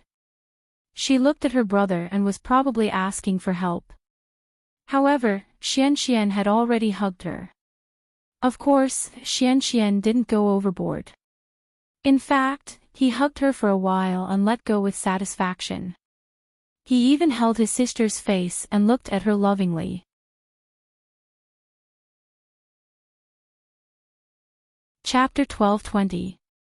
Chi-Chi was still busy helping the uncles and aunties to serve the cooked dishes and rice when a commotion broke out over here. She heard Nina yelling, no, no. She was on her guard and a little irritated. It turned out that Xianxian had always wanted to sit next to Sister Nina. He promised to compromise and give up his seat, but Nina was unwilling to do so. She glared angrily at Brother Xianxian, who had hugged her just now. Kiki only noticed the conflict now. Nuoi already knew that his sister didn't like Xianxian and was about to return to his original seat. But Xianxian was anxious again. Little chubby Xian felt wronged, which aroused his stubbornness. He wanted to force himself on Nina and take the seat next to her. But if he did that, he would be strongly opposed by Nuoi, who was determined to protect his sister. Just as Xianxian was about to walk forward, a small hand suddenly grabbed his arm. With little fatty Xianxian's strength, even Nuoi, who was older than him, might not be able to resist him. However, it was such a slender and soft hand that held Xianxian so tightly that he couldn't move even if he struggled. The camera panned over. It was Kiki. She held Xianxian, who was actually a little out of control. Not only did she make Xianxian unable to move, but she also held a bowl of hot rice with her left hand. Really, Kiki's strength couldn't be measured by ordinary people's standards. The audience was a little surprised for a while, but then their attention was diverted by Kiki's next move. Xianxian, come and sit next to me, okay? Kiki's soft voice sounded in Xuanxuan's ear. Xianxian didn't struggle, but lowered his head and pouted. Did he realize his mistake? Not necessarily, but in front of Kiki, who he liked, little brother Xian was very obedient. He had no choice but to accept it. He had been subdued. But when Kiki held Xuan's hand, little chubby Xian raised his head again, his eyes filled with surprise. Kiki actually liked this curly-haired little brother, not only because he once gave her a beautiful princess dress, but also because of his enthusiasm and loyalty to his friends. Of course, this liking was limited to taking care of little brother. Poplar fruit, humph. You can sit here. In order to prevent Xian from fighting with Nina, Kiki let him sit on her left. This way, he and Nina would be separated by Kiki and Nuo-yi. Aya, let's eat. Even I want to go out and play with big brother Dejun. Nuo-yi also forgot about the unhappiness just now. He waved the chopsticks in his hand and said happily, I want to play too. Xian echoed loudly. Let's eat first. I'm so. Xian, hurry. I'll get some food for you. Kiki's stomach was rumbling with hunger. She had a big appetite and was very punctual. She was just fooling around and didn't notice, but now she was starving. But she still took care of her little brother enthusiastically. After getting some food for Xian, Kiki took a bite of rice. Xian grunted like a pig, I don't know how to use chopsticks. Chi looked at the delicious food in front of her and swallowed a mouthful of saliva. However, the little girl who was happy to be an elder sister still put down her chopsticks and turned to Xian. Then, how about I feed you? And so, Xian happily enjoyed being fed by his sister. He even asked happily, I want a big lump of rice. Little chubby Xian ate happily while Nina sat by herself. Nuo-yi, who had trouble taking care of himself, also wanted to feed his sister when he saw Kiki's expression. I want you to feed me too. Nina looked at brother Xian enviously. Seeing him so happy, she ate a small piece of rice stuck on Nuo-yi's chopsticks. She dropped the rest, and said with a little jealousy. Nuo-yi scratched his head. Kiki looked at her little sister. She was so busy. Xian was very good at this time. He took his chopsticks and said generously, Then I'll feed Sister Nina. I can eat alone. And so, Nuo-yi switched places with Kiki. Poor Kiki, who had to take care of her little brother and sister before she could eat by herself. She had been swallowing her saliva while taking care of her little sister. She was very hungry and wanted to eat. Xian, you dropped the rice on the floor. On the other side, Xian and Nuo-yi were eating happily. The two children had forgotten that they almost had a fight and were eating noisily. Nina looked at Kiki, who was very gentle and good at taking care of people. Then she looked at the chubby brother with rice on his face. She wondered why people were so different from each other.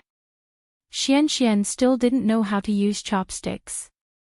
Luckily, Sister Pomegranate came to check on the situation. She asked for spoons for the children and said, Eat by yourself. Let me feed Nina. Only then was Chi relieved. She could finally eat. Xian ate very quickly, and so did Nuo-yi. They were the first to eat. After they were full, they wanted to go out and play. But Nuo-yi wanted to wait for Nina, so they stayed in the kitchen for the time being. Nuo-yi, why doesn't Nina like me? Xian looked at Nina. He wanted to go up and play with her, but Nina was sitting in Sister Pomegranate's arms and eating. She doesn't like to play with you. Nuo-yi changed the question into a statement and repeated it. Then why doesn't she like to play with me? Xian was anxious.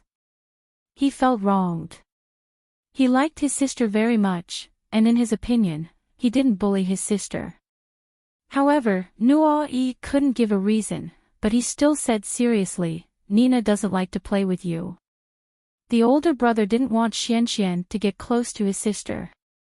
He stood in front of his sister and blocked her. Xian. Kiki was still eating.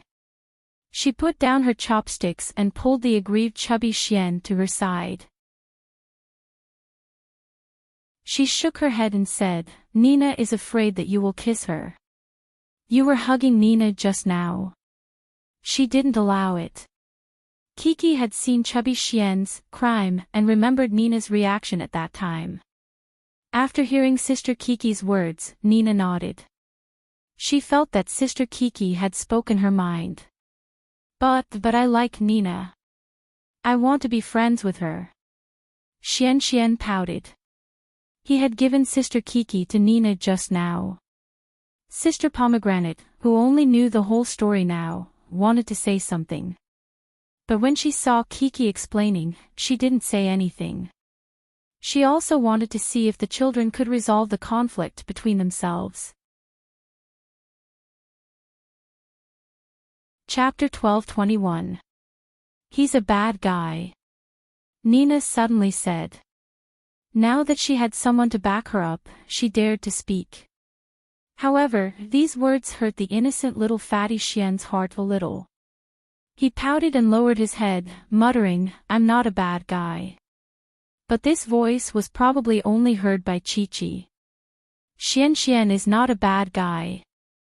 Nina. Kiki quickly turned her head and waved her hand.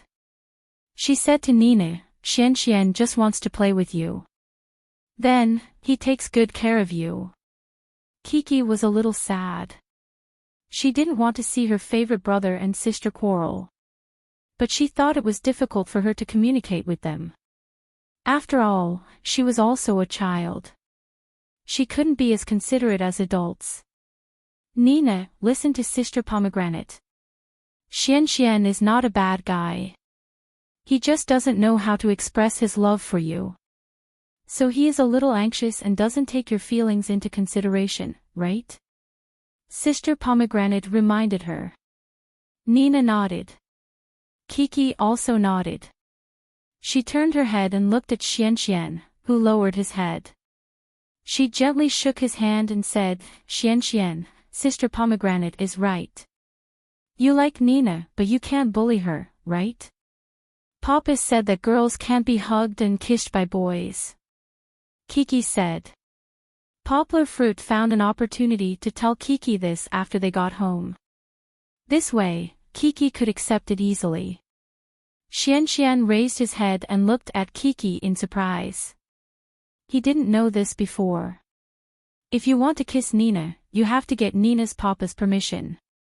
Kiki waved her hand and said, if Nina's papa doesn't agree and you kiss Nina, Nina will be unhappy. Sister Pomegranate looked at Kiki in surprise. She didn't know that this little girl would talk about this. It seemed that Poplar Fruit's family had educated her well. However, Kiki's ability to persuade children was not completely learned from Poplar Fruit. She was also influenced by what she saw in kindergarten. Oh, then I won't do it in the future. Xian's mood instantly changed, and he became more cheerful. He waved his white, chubby little hand and said, You have to apologize to Nina. Kiki jumped off the chair and pulled him to Nina's side. Seeing that it was Kiki who was leading him, Nuo stepped aside. Nina, I won't kiss you in the future. Can we still be good friends? Xian asked as she scratched her belly. In fact, Nina was already over the moon after hearing so much. She pretended to be aloof, raised her head, and nodded. However, this nod seemed more like arrogance. You've forgiven him, right? Sister Pomegranate asked. You're not angry with Xian anymore, right? Xian is actually very good. He will give you a gift. Kiki walked closer, took Nina's hand, and put it together with Xian's hand. She said, Shake hands. You'll be good friends in the future. Nina hesitated for a moment, and then shook Xian's hand. At this moment, Xian was overjoyed. He was so happy that he jumped on the spot, as if he had discovered a new delicacy. He smiled foolishly. However, with no partner, Nuo was easily influenced by his friends. He also held Xian's hand and smiled. Xian, you're also my sister's good friend. Yes, I'm also Nina's good friend. Xian said in a childish voice. Nina finished eating quickly. Nuo held his sister's hand and went out with Xian. Kiki was the last to eat. She wanted to catch up with her friends, but she was not full yet. During this time, she fed and persuaded Xian. Kiki spent a lot of effort. Kiki hurriedly finished the rice in her bowl. She did not eat much before she hurried to follow them out. However, Kiki forgot that this place was different from home. There was a threshold. She was in a hurry and did not pay attention.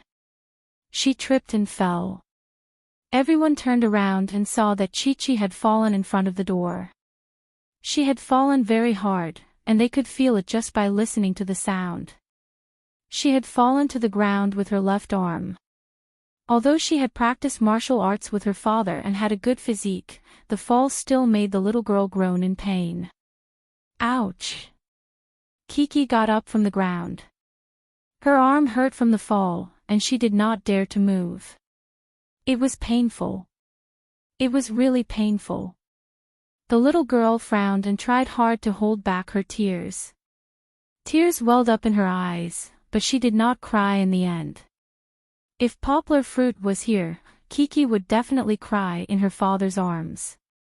But when her father was not here, she did not cry. But looking at her pitiful appearance, whether it was the audience in front of the TV or Poplar Fruit, who later saw it on TV, they could not help but feel sorry for the little girl. Later, after the show was broadcast, Poplar Fruit reposted the official Weibo of "Where are you going, Daddy?" He expressed his amazement at his daughter's performance in this segment.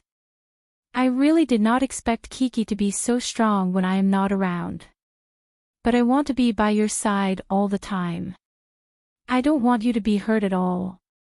The reason Yang Guo said this was because at that time, there was indeed another major event that happened. However, I'll talk about this later on. First, it was the staff next to her. Then, her friends and sister Pomegranate, who were playing in the open space in the middle of the earthen building, all gathered around. Seeing her friends coming over, Kiki wiped away the tears in her eyes. She did not want her brother and sister to see her in such a sorry state. Sister, are you hurt? Xian asked worriedly. I think it's very painful. Nuo said with a sad face. Let's be strong. It's okay. Let me take a look. Sister Pomegranate pulled Kiki up from the ground and let her raise her arm to take a look. It's okay. It's okay. It's not bleeding. It was just a little red. Maybe it would become bruised when she went back. In fact, this was not a problem. When Poplar Fruit came back, he would give her a massage and there would be no bruises. Moreover, Kiki's knees were not hurt. It could be seen that the little girl's physical fitness was really good. Now that the most painful and panic-stricken moment had passed, Chi-Chi's beautiful little face wasn't as taut as it was just now. This really made a lot of the audience look at her in a new light. What was even more impressive was Dejun, who arrived later. He found a medicine bag for Kiki from the bag he had been carrying. There was also an ointment for bruises. Dejun was very considerate and put it on Kiki. Thank you, Brother Dejun. Feeling the concern of her friends, Kiki finally showed a sweet smile. It doesn't hurt so much now. Chapter 12:22. It was time to sleep in the afternoon. Unlike the other children, Kiki said goodbye to her friends and went back to her room alone after Sister Pomegranate requested to go back to her room to sleep. Perhaps because she hurt her arm, Kiki sat on the bed and was not in a good mood. When she was in pain, although Sister Pomegranate and the other children were there to comfort her, Kiki still thought of her father. If her father was by her side, he would definitely rush over to hug her and let her lie in his warm chest. Then, she would listen to his soft comforting words. That would be the most beautiful music in the world. Although her father could never sing a song well. If her father was by her side, her arm would not hurt. Her father's thumb was just like Princess Elsa, it could do amazing magic. His gentle kneading was more effective than any medicine in the world. But now, Kiki felt so much pain that she wanted to cry. If her father was by her side, Kiki believed that her father would not even let her fall. Her father was the most amazing father in the world. He would accurately sense her danger and then hug her at the last second before she fell to the ground. She missed her father. When he was alone, and after he was injured, he missed her even more. Kiki rubbed her eyes and pursed her lips. However, she did not cry because her father said that Kiki had to be strong when her father was not around. But Kiki wanted to know when her father would come back. She looked outside and saw that the door was closed. Although her uncle was outside, he might be resting. Kiki could only place her hopes on the camera that had always brought her so much joy. Will I see Papa tomorrow? The little girl hugged her injured left arm and looked at her camera friend pitifully and asked. Her lonely, longing and sad expression made everyone in the audience want to run over and hug the little girl to comfort her. I want Papa. Papa. Kiki in the camera choked a little towards the end. Her camera friend, who had never disappointed Chi-Chi before, was still here this time. Although it took a long time to react as usual, it suddenly moved and nodded its head up and down. Really? Kiki's rain immediately turned sunny. Her slightly red eyes suddenly brightened up. She saw hope. She saw hope that her father would come back. That was enough. I miss Papa so much. The little girl obediently hugged her blanket and took an afternoon nap, looking forward to the mission in the afternoon. Then tomorrow, her father would be back. At this time, what were Poplar Fruit and the others doing? Still in kindergarten? No. After being tormented in the kindergarten, Hu Jun, Lin Yongjian, Zhou Shimin, and Poplar Fruit actually walked back home on foot. Of course, they didn't walk far before they met the village chief who was standing coolly beside a tractor beside a small hill. They didn't expect that the village chief wasn't here to pick them up, but to give them tools to chop bamboo from the bamboo forest on the hillside to make toys for the children. The saber was placed on the ground. He had no choice. No matter how hard the task was, no matter how many mosquitoes there were in the bamboo forest, he still had to continue working, right? In order to see the children as soon as possible. Fortunately, Poplar Fruit brought some mosquito repellent from the Miao tribe that he had prepared before going to Guishan province. After applying it on everyone, the mosquitoes didn't dare to get close. When they went up the mountain, Zhou Shimin smiled and teased, Poplar Fruit, saber is your strength, right? How many terrorists did you kill last year with one saber? 2 sabers. After knowing each other for so many days, they were very good friends. Poplar Fruit didn't act modest with Zhou Shimin. After he corrected him, he laughed. 2 sabers. Zhou Shimin handed over the saber in his hand and smiled, this should be enough for 2, right? Show off a little bit of your skills. Poplar Fruit took the 2 sickles in his hand and gently twirled them in a dazzling pattern. This was enough to make the audience scream. He smiled slightly, looked at the village chief, guests, and photographers around him, and asked, are you really going to come? Come on. In this place, let's add some crouching tiger and hidden dragon music. Hu Jun laughed and asked everyone to make space for poplar fruit. The photographers also spread out to ensure that there were different angles to capture him. Well, although it was a sickle, it seemed that everyone was very interested. Poplar Fruit really intended to perform a little in front of the camera.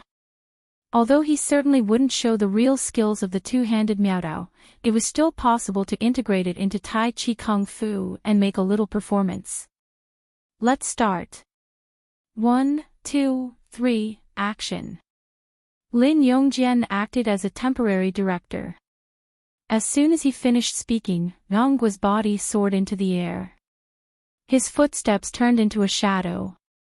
With a kick, his legs crisscrossed between the extremely elastic bamboos.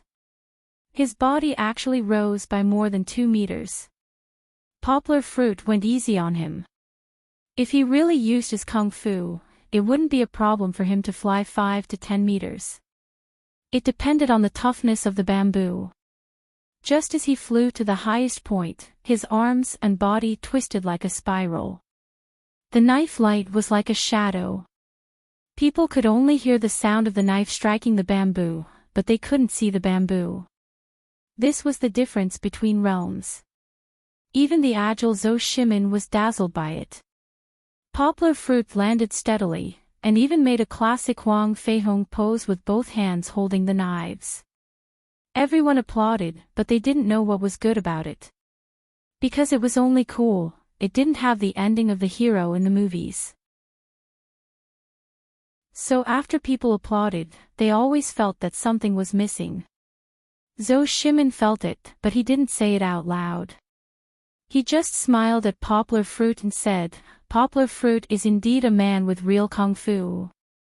Ah. The knives are chipped. Poplar Fruit held the 2 knives. He didn't have time to be modest. When he picked them up and looked at them, he shouted, "Both knives are broken.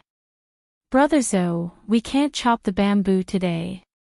Village chief, the quality of your knives is too bad, right?" Poplar Fruit's words immediately destroyed the heroic demeanor just now. Everyone burst into laughter. The knives were broken, but they could still chop bamboo. They just had to use the other side. Although Zhou Shimin was from Guishan province, he didn't have as much experience in chopping bamboo as Poplar Fruit. Poplar Fruit had seen how people chop bamboo. If you can't chop it directly, how much effort will it take? Poplar Fruit called a few fathers to work together and bent a bamboo. Then Poplar Fruit stood at the root and chopped. You have to cut at the bent point. Chop, chop, chop. Look, it's already half broken. Sure enough, after using this method, the efficiency increased by leaps and bounds. Soon, the fathers carried the bamboo down the mountain. Chopping bamboo on the mountain was actually very enjoyable. Although Poplar Fruit and Zhou Shimin were the youngest, being born in the 80s, they couldn't beat Hu Jun and Lin Yongjian, who were born in the 60s and 70s. It was too funny. The childlike innocence they had in kindergarten was still there. But no matter what, they were now sitting on the village chief's tractor, carrying the fruits of their labor back to the gathering place to make toys for the children. Chapter 12:23. The little girl, who had the habit of taking afternoon naps, slept very soundly. She wondered if it was because she saw her father in her dream. Anyway, when she was woken up by the alarm clock, she still had a sweet smile on her face. She lay on the bed for a while, shaking her head in a daze.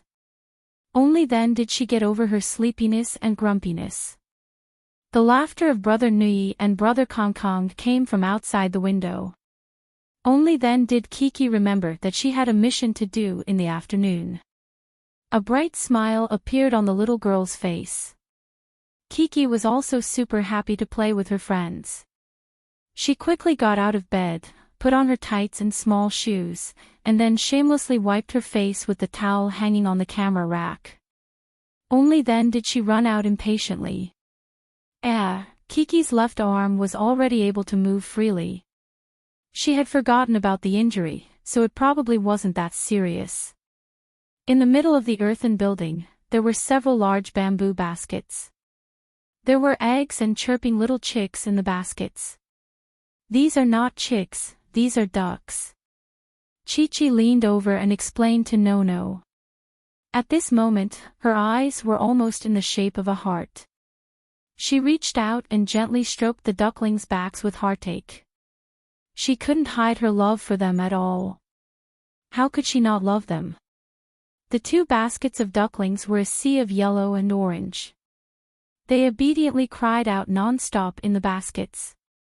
Their heads were also moving up and down, one after another. They were super cute. Little yellow ducklings, just like the plastic ducklings she liked the most when she was bathing. At this moment, there were dozens of real and lively yellow ducklings in front of her. Kiki felt that her heart was about to melt. "Don't touch it, it will be scared." Kiki turned her head and said to Brother Kong Kong, who was squatting beside her. "It's okay." Mr. Kong Kong didn't care about the girl's feelings. He picked up the ducklings and played with them. Of course, he didn't use much strength. He just gently grabbed the ducklings' armpits and held them in his hands.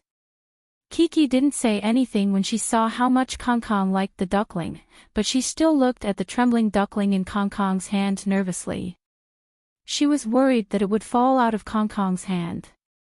"Look, it has a heart." Kong Kong pointed at the duckling and told Kiki why she had caught it. It turned out that the black spot on the duckling's head was a little different from its companions. It was in the shape of a heart. "Great! I really like this one." Kiki's eyes became softer than water when she heard that. "I'll give it to you then." Kong Kong pretended to be nonchalant as she placed the duckling in her sister's palm. "She gave her discovery to my daughter, who was as beautiful as a daffodil." "Thank you, Brother Kong Kong." Kiki replied, but she didn't have time to look at Brother Kong Kong. She was busy holding the cute duckling, and her heart was filled with love for the duckling. "Hey, there's a heart." Kong Kong continued to search in the basket. At this time, Sister Pomegranate finally came downstairs with Dajuan, Xian, and Nina. All the children were staring at the white and fat eggs and the yellow duckling in front of them. "Sister." Chubby Xian came to Kiki's side and reported to her, just now, I helped Nina put on her shoes." Nina also ran to Kiki's side and squatted down to look at the duckling happily with her sister. After hearing Xuan's words, she raised her head proudly and smiled faintly. "You don't know how to put it on." "Yes, it's super hard to put on. The shoes are too tight," Xian said. In any case, it was a world of difference from the tense relationship between the two children in the morning. Xian and Nina had become good friends. "Okay. Children, come here. It's time to assign you today's tasks." Hearing Sister Pomegranate shout, all the children who thought that they could happily do their tasks gathered around her and stood in a circle. They raised their heads and looked at Sister Pomegranate expectantly. "Listen to what I have to say. First of all, this house isn't for free." Sister Pomegranate held back her laughter and ridiculed the program crew.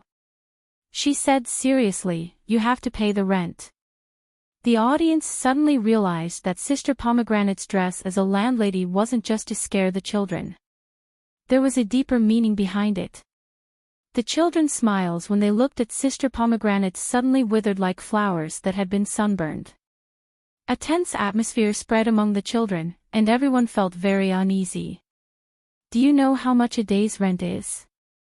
After Sister Pomegranate asked, the children were so depressed that they didn't dare to speak.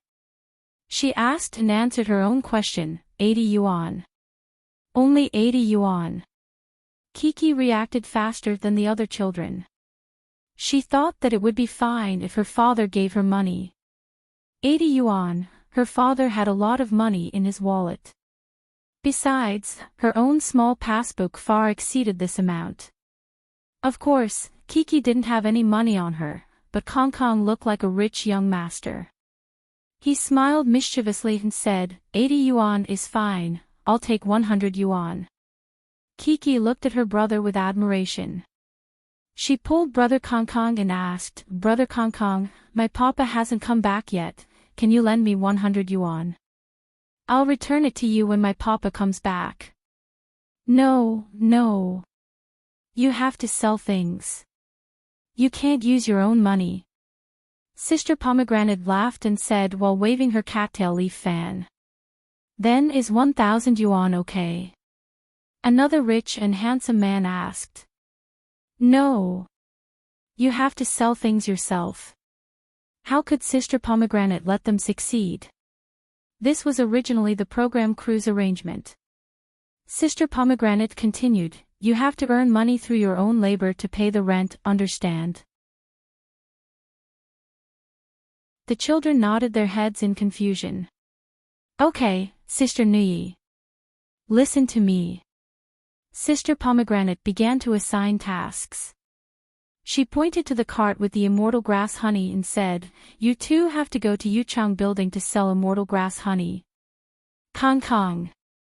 Sister Pomegranate stretched out her cattail leaf fan and patted Kong Kong. I'll sell ducks. Boss Kong Kong's cold and elegant appearance hid a soft heart. I also want to sell ducks. Kiki grinned. She didn't want to leave these cute little creatures. Yes. Kong Kong and Kiki, go to Concha village to sell ducks. Sister Pomegranate waved her cattail leaf fan domineeringly and said. You too. Sister Pomegranate suddenly pointed to Dejun and Xian, who were somewhat distracted. She held back her laughter and asked loudly, who are you? Have you forgotten? Dejun laughed foolishly and pointed to himself. Where is he? Sister Pomegranate pointed to Xian, who was standing beside Dejun in confusion. Xian didn't know how to speak. He just stared foolishly at Sister Pomegranate, while Dejun pointed foolishly at Xian. Sister Nina on the other side. Oh. Kong Kong was already covering her head. She was convinced by their IQ. It's Xian. Kiki giggled so hard that she wanted to bend over while holding her stomach. In the end, the two silly brothers, Xian and Dejun, were assigned to sell eggs in Yunshui Song. Kiki was going to sell ducklings with the cold and aloof Kong Kong. What kind of sparks would fly between them? Chapter 12:24. There will be more updates today. After asking about the route, Kiki and Kong Kong each carried a basket of ducklings and set off. Although it was a big basket, and the ducklings were squeaking non-stop, the ducklings were actually very light. Even Kong Kong could easily carry them, let alone Kiki. However, Kong Kong was a boy after all, and he was a little taller than Kiki, so he walked a little faster in front. Kiki looked at the ducklings from time to time, and her heart was blooming with joy. When she looked at Brother Kong Kong again, Brother Kong Kong was already 4 or 5 meters ahead of her. Brother Kong Kong. Wait for me. However, the little girl didn't dare to run. She could only call out to Big Brother Kong Kong to stop. Then, she giggled and moved her long legs, trying to catch up with her brother in large strides. Kiki was afraid that the ducklings would fall out if she ran. After all, the basket was too crowded, and the ducklings were very good at jumping. She had seen them in the earthen building just now. They could jump into the basket from the ground. Do you want me to help you? Kong Kong looked at his sister walking towards him with an innocent and cute smile. He could not help but lower his head and pretend to look at the ducklings in the basket. Kiki could not hear clearly. She stopped next to Brother Kong Kong, tilted her head to look at Brother Kong Kong's face, and asked, Brother Kong Kong, what did you say? Can you carry it? I'll help you carry it. Kong Kong turned his head to the side and asked again without looking at Kiki. Kiki had seen other children looking at her shyly, and she had also seen brother Xian Xian, who was sometimes shy and sometimes enthusiastic. However, Kiki did not care much about it. Kong Kong was a little special. How could brother Xian Xian be shy? This was something that Kiki could not understand. Since she could not understand it, she stopped thinking about it. Although the audience was watching with great interest, Kiki did not cooperate with them. She smiled brightly, shook her head, and said, "No, I can do it. And so, the little boy walked with my daughter for a while." Kong Kong suddenly said, we should feed them. Otherwise, the duckling will be hungry. Yes, the duckling is hungry. Kiki nodded. When they came out, they actually had a small bamboo pot on their waists. It was made of bamboo and contained food for the little yellow ducks, but she had forgotten to feed them. Therefore, they squatted down by the roadside. Kong Kong poured the food into the basket and let the ducklings fight for it. Kiki, on the other hand, was a little cuter. She imitated how her grandparents fed the chickens in her hometown. First, he clapped his hands, trying to attract the attention of the little yellow ducks, but they seemed a little indifferent. Then, Kiki poured some food onto her white and tender palm. The opening of the bamboo pot was too small, so she couldn't fit her palm into it. "Duckling, it's time to eat." The little girl squatted next to the bamboo basket without paying attention to her image. Then, she pinched the duck food and poured it into the bamboo basket little by little. Wherever the food went, the little yellow ducks fought for it. "They love it." Kiki giggled. She was very happy to see this. She quickly poured out another handful of food and let the little yellow ducks fight for it. "The ducklings here haven't eaten yet." Hee, don't worry, sister will feed you." Kong Kong raised his head and looked at Kiki. He pursed his lips, but didn't say anything. Kong Kong almost didn't say anything along the way. Kiki took care of the little yellow ducks, so she didn't complain. However, the two children were not in a hurry. Kiki fed them slowly, and Kong Kong, who had finished feeding, played with the little yellow ducks in his basket very gently. The little yellow ducks all wanted to escape from the bamboo basket and the narrow space crowded with their own kind. They jumped up and down one after another, but they couldn't jump because there was no place to put their feet. It was very interesting. "Brother Kong Kong." Kiki raised her head and looked at brother Kong Kong.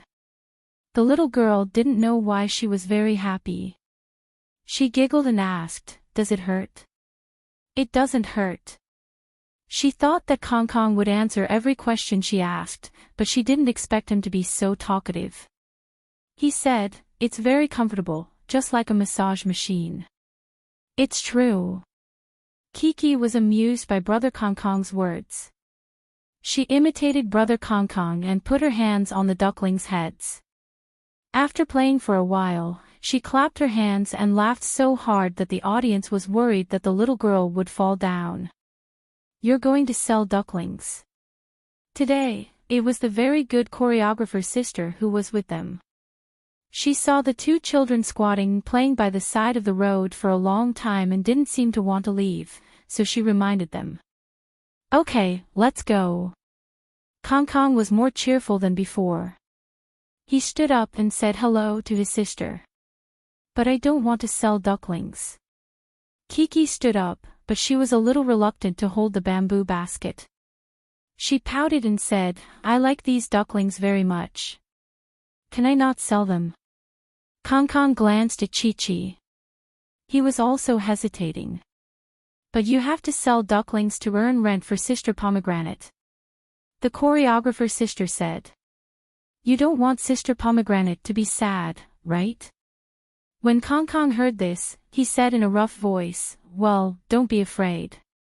Let's sell these ducklings." When we go back, we'll ask your father to buy you new ducklings to raise. Since Brother Kong said so, Kiki had to follow him. The two of them moved quickly. It didn't take much effort for them to reach the first house and try to sell their ducklings. However, this family didn't seem to know how to show tender care for the fairer sex. Chi-Chi and Kong tried their best to persuade the old man, and Kong even tried to sell them as gifts in order to open up a market. However, the old man refused to budge. Brother Kong, we're going to sell ducklings. We're not giving them away, the little girl explained to Kong seriously. Kong was a little depressed. On the one hand, he had failed to promote his ducklings. On the other hand, he was being questioned by his little friend, and this little friend was Kiki, whom he liked very much. He disappeared a little later. On the other hand, Kiki was still full of energy. She was looking for people to promote her ducklings in the village. Of course, Chi-Chi was also defeated time and time again. She had actually been repeatedly rejected from the very beginning. How can this be? Why doesn't anyone buy the cute ducklings? Kiki pouted and asked her brother. She couldn't figure it out. Kong walked in front of her and said, I don't know. I don't want to sell ducklings anymore. Kiki's setbacks seemed to be pressuring him. The little boy frowned and couldn't relax. Oh. I see someone in front. Kiki suddenly pointed to the front and shouted happily. She ran forward and grabbed Brother Kong's hand. Brother Kong, let's go and ask. Well, as mentioned earlier, Xiao Han will add a chapter today. The reason is that the book's ban has finally been lifted at Qidian. After the previous incident, the book was implicated and was banned for almost a month. Originally, the book's results had just improved a little. Well, let's not talk about these unhappy things. It's a good thing that the ban has been lifted, so Xiao Han decided to add a chapter to share the joy with everyone, hee.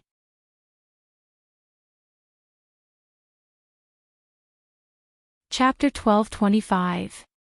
If one were to say that Kong had followed her willingly, then it would be more accurate to say that he had been dragged a few steps forward by Chi-Chi, and then followed behind her with an unwilling expression.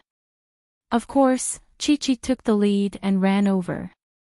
The one thing that a young girl lacked the least was the energy of youth. However, when Chi-Chi ran over, she felt a little shy. She looked at the little big sister who was about 10 years old in front of her and raised her hand in an attempt to greet her. Hello, big sister. She subconsciously looked back but found that big brother Kong didn't follow her. Kong was holding his duckling, shaking his head and kicking the small stones on the side of the road. He looked like he could not do this business and had to come back quickly. Hello, little sister. The young lady smiled. Little sister, you're so beautiful. Thank you. Big sister is very beautiful too. Her sister's friendly praise made Kiki beam.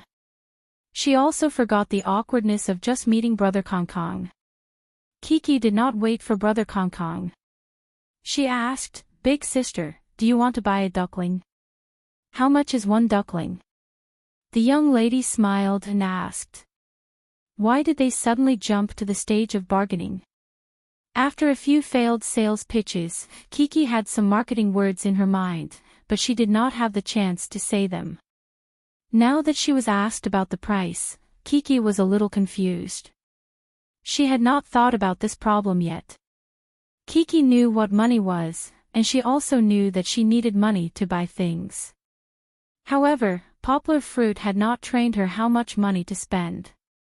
If Kiki was given some time to think about it, she might be able to say something. However, at this juncture, Kiki subconsciously turned to look at Brother Kong. My daughter always had the same idea when she had a big brother to rely on. When Kong saw Kiki turn her head, he shouted, 50 yuan for one. He did not understand and only shouted based on his feelings. However, looking at his face, the little boy was very proud that the little sister he liked wanted him. 50 yuan. Kiki repeated what her sister said. She smiled a little embarrassedly because she also felt that 50 yuan for a duckling was a little expensive. The little girl was also doing some math problems in her heart.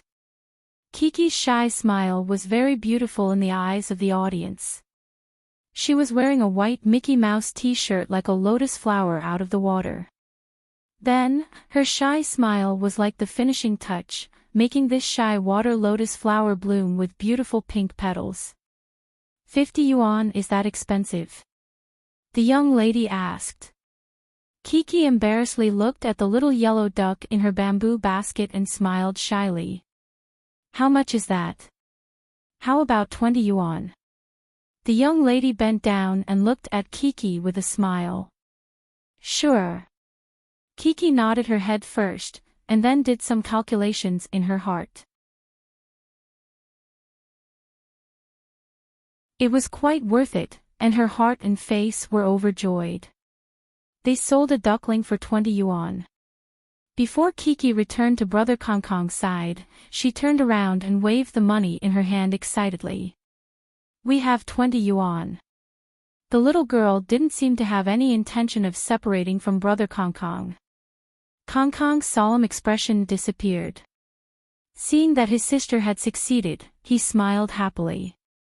It seemed like this business could continue. Both of us have money, yay. Chi-Chi happily walked to Big Brother Kong Kong's side. She was grinning from ear to ear the entire way, and the little girl's voice was as clear and melodious as a wind chime in the spring breeze, making anyone who heard it feel happy. Brother Kong Kong, Brother Kong Kong. Kiki happily pulled Brother Kong Kong's hand and showed him the money. She said, Look, we sold a duckling for 20 yuan. President Kong Kong was a little nervous when his sister pulled his hand again. Chi-Chi's eyes were as cute as the naughty strands of hair on her forehead when she smiled, and her milk-white skin made people envious. She continued, Big Brother Kong Kong, we have a total of 41 ducklings. I have 21 here, and you have 20. A duckling for 20 yuan can be sold for 840 yuan. The audience blinked their eyes. How did Kiki calculate so quickly? Then we're going to be rich. Kong Kong couldn't help but smile. No, no. Kiki shook Brother Kong Kong's hand and said with a pout, Sister Shirlu is saying that our rent is 80 yuan, so it's 160 yuan in total. So we only need to sell 7 more ducklings. Was Kiki really 4 years old? Was she sure? Could it be that the program crew was putting on a show? The audience had a lot of questions in their hearts. However, the millions of die-hard fans of Poplar Fruit couldn't accept it. They said disdainfully, Isn't it just addition, subtraction, multiplication, and division? What's so strange about that for our Chi-Chi? When Kiki was less than 2 years old, Poplar Fruit and Fong Beibei had just gotten together. He uploaded a short video of Kiki memorizing the multiplication table under Fong Beibei's guidance. At that time, the little girl's silly look when she was memorizing the multiplication table had melted the hearts of many fans. There were really netizens who dug out Poplar Fruit's Weibo and said, his stepmother is the champion of a world-class mathematics competition. With our Princess Kiki's IQ, can't she handle simple addition, subtraction, multiplication, and division? In any case, Kiki's performance surprised the program crew and the audience. However, it was just a small episode. What everyone valued more was Kiki's outstanding performance with both beauty and wisdom. Kong Kong was a little dizzy from Kiki's words, but looking at his sister's big pleading eyes, she was so cute that he couldn't bring himself to reject her. He nodded and said generously, Okay. However, when it came to selling the ducks, everyone, including Kiki, forgot about this number. Because of the friendly interaction with the customers and the sense of accomplishment from selling the ducklings, they became more and more enthusiastic. Do you want a duck? Here's a loving duck. Kong Kang's main focus was the loving ducklings. In fact, these ducklings with black fluffy spots on their heads were in the shape of hearts, so Kiki didn't care. However, the loving ducklings were very popular, and many aunties were willing to buy them. When the ducklings grow up, they will become very beautiful swans. Hee hee. Kiki probably remembered the story of the ugly duckling that her father told her, and told the auntie and her sister a little exaggeratedly. It was unknown whether it was her story or the little girl's sweet smile that made the customers laugh. Kiki also sold a lot of ducklings. There were also some kind-hearted villagers who liked the two children's cuteness and hard work, and opened their wallets to buy the children's ducklings. There were also people who bargained with them, from 20 yuan to 5 yuan, but Kiki and brother Kong Kong, who were already full of satisfaction from selling the ducklings, didn't care. However, things didn't always go smoothly. Just as they were happily selling the ducklings, a small crisis was brewing. Could Kiki and Kong Kong smoothly solve it?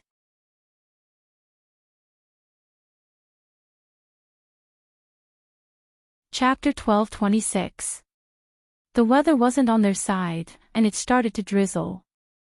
Poplar Fruit, who was making a bamboo toy for his daughter, raised his head and looked at the sky with worry on his face. He didn't know what mission his daughter was doing, but it was raining. Was she in a safe house? Poplar Fruit didn't need to worry because there was a big brother with a cold face but a warm heart. He was holding Kiki's hand and protecting her as they walked down the slippery stone steps.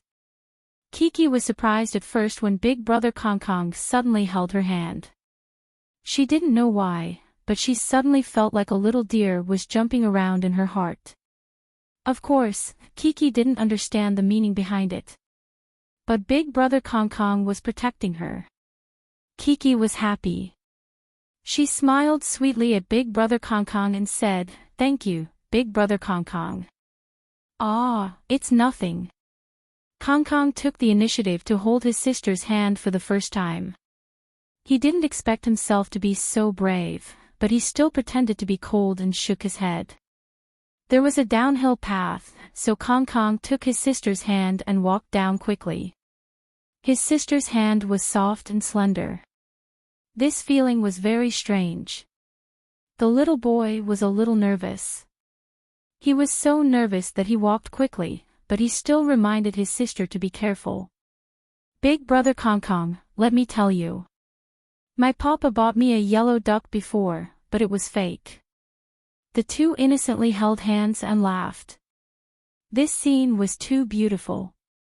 As they laughed, Kiki suddenly turned her head and looked at Kong Kong with her big clear eyes. She asked in confusion, "Big Brother Kong Kong, why are you holding my hand so tightly?" Although Big Brother Kong Kong's strength couldn't hurt Kiki, compared to her father's gentleness and little brother Xian Xian and Big Brother Da Juan's strength, she felt that it shouldn't be so strong. "I'll be like this when I'm nervous." Kong Kong's face was tense, and his voice was a little nervous. They were going downhill just now, and now he was holding his sister's hand. He didn't want to let go of her hand, afraid that his sister would find out. "Oh, okay. Hee hee." Kiki smiled brightly and didn't care. She shook Big Brother Kong Kong's hand and naively thought that it was fun. In Chi-Chi's heart, she was probably happy that she could become even better friends with Big Brother Kong Kong than before, wasn't she? Big Brother Kong Kong usually stood by the side and didn't play with them. Big Brother Kong Kong's actually also wanted to play with them. Now that she found out, hee hee. Her sister's smile warmed Kong Kong's heart. However, they soon arrived at a house where they could temporarily take shelter from the rain. Big Brother Kong Kong and Kiki's hands Big Brother's SST test SSS TSSSS SSS TSS places STs S's SSS and swimmings. Round after round, they chased each other and even chirped. It was super cute. When I take a bath at home, I also play with a yellow duck. Mine is a fat yellow duck. Kiki raised her eyebrows and smiled. Big brother Kong Kong, next time, I'll ask Papa to take a picture for you. Humph, I stopped playing with this kind of toy long ago. Kong Kong said. Then do you want to see it or not? Chi Chi pouted and asked a little unhappily. Kong Kong glanced at his sister, lowered his head, and said softly, yes. Hee hee. Not long after, the rain cleared up. Kiki and Kong Kong sorted the yellow ducks and put them back into their baskets. They were a little wet, but they didn't care too much about it. Now, they couldn't tell whose was. They thought that the money they earned was all together.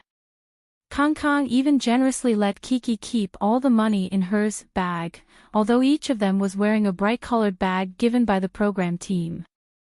Give me 2 more, I'm strong. Kong Kong said in a manly manner. Was he really that strong? Not necessarily. However, Kiki didn't think about it at all. It felt good to be cared for by her brother. Kiki smiled sweetly at Kong Kong. Thank you, big brother Kong Kong. After selling a few more ducks, Kiki was still immersed in the sense of achievement, but Kong Kong suddenly remembered Kiki's request at the beginning. They should sell enough ducklings to pay the rent, and the rest of the ducklings should be left for Kiki to take home. Moreover, Kong Kong wanted one for herself. Kiki, let's count how much money we earned, okay? Kong Kong suddenly said. Count money? Kiki blinked her big eyes in confusion. Did you forget? At the beginning, you said that you would go back after selling as many ducklings as you wanted, and leave the rest for us to play with, Kong Kong said. Kiki suddenly put on a surprised expression. Her little mouth became round. She scratched her head regretfully and said, Oh. I forgot. What should we do? We've already sold so many ducklings. Looking at the 2 bamboo baskets that didn't even add up to a basket of ducklings, Kiki was so anxious that she wanted to cry. The little girl felt guilty for selling so many cute little animals for money. It's okay. We sold them. Kong Kong waved his hand and said carelessly, how about we leave them all for you to play with? Let's count the money first and see if it's enough for the 80 yuan rent. Chi Chi pouted and followed Big Brother Kong Kong to a wall. She squatted down and pulled open the zipper of her small bag a little unhappily. Then, she dug around inside and actually pulled out several handfuls of money. Wow! So much money! The Scorpio boss Kong Kong smiled happily. It was rare to see him so excited. We're rich! We're rich! Influenced by Big Brother Kong Kong, Kiki looked at Big Brother Kong Kong's silly grin and couldn't help but laugh again. She gave most of the money to Brother Kong Kong. Then, the 2 children started counting the money separately. $10, $20, $5. Chi Chi flipped through the bills one by one as she muttered the denominations of the bills. Her calculation method was different from the average person's. She had a small calculator in her heart, and she remembered everything clearly no matter where she calculated. 1, 2, 3. Compared to Kiki, Boss Kong Kong's way of counting money was refreshing. 21 yuan. Oh. I have enough money for the rent. I'm rich. Looking at President Kang's satisfied and smug look, the audience all expressed that this child was too amusing and easily satisfied. If they gave him 100 yuan notes, wouldn't Kong Kong be so happy that he would pawn them? Big Brother Kong Kong, I have 130 yuan. How much do you have? Kiki asked Kong Kong after she finished counting. I have 21 yuan. Kong Kong said happily. You have 130 yuan, and I have 21 yuan. Together, we have, no. Big Brother Kong Kong, you counted wrong. Kiki didn't know whether to laugh or cry as she took the money from Big Brother Kong Kong's hands. This Big Brother was not as good at counting as Kiki. She should count it herself.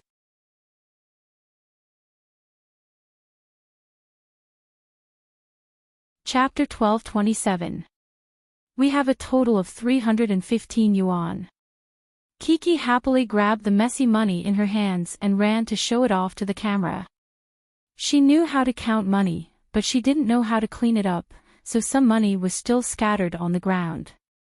Kong Kong gathered the money scattered on the ground, and imitated Kiki's mischievous behavior. She grinned at the camera and said, "We have 315 yuan. Kiki reminded her. "Yes, we have a total of 315 yuan.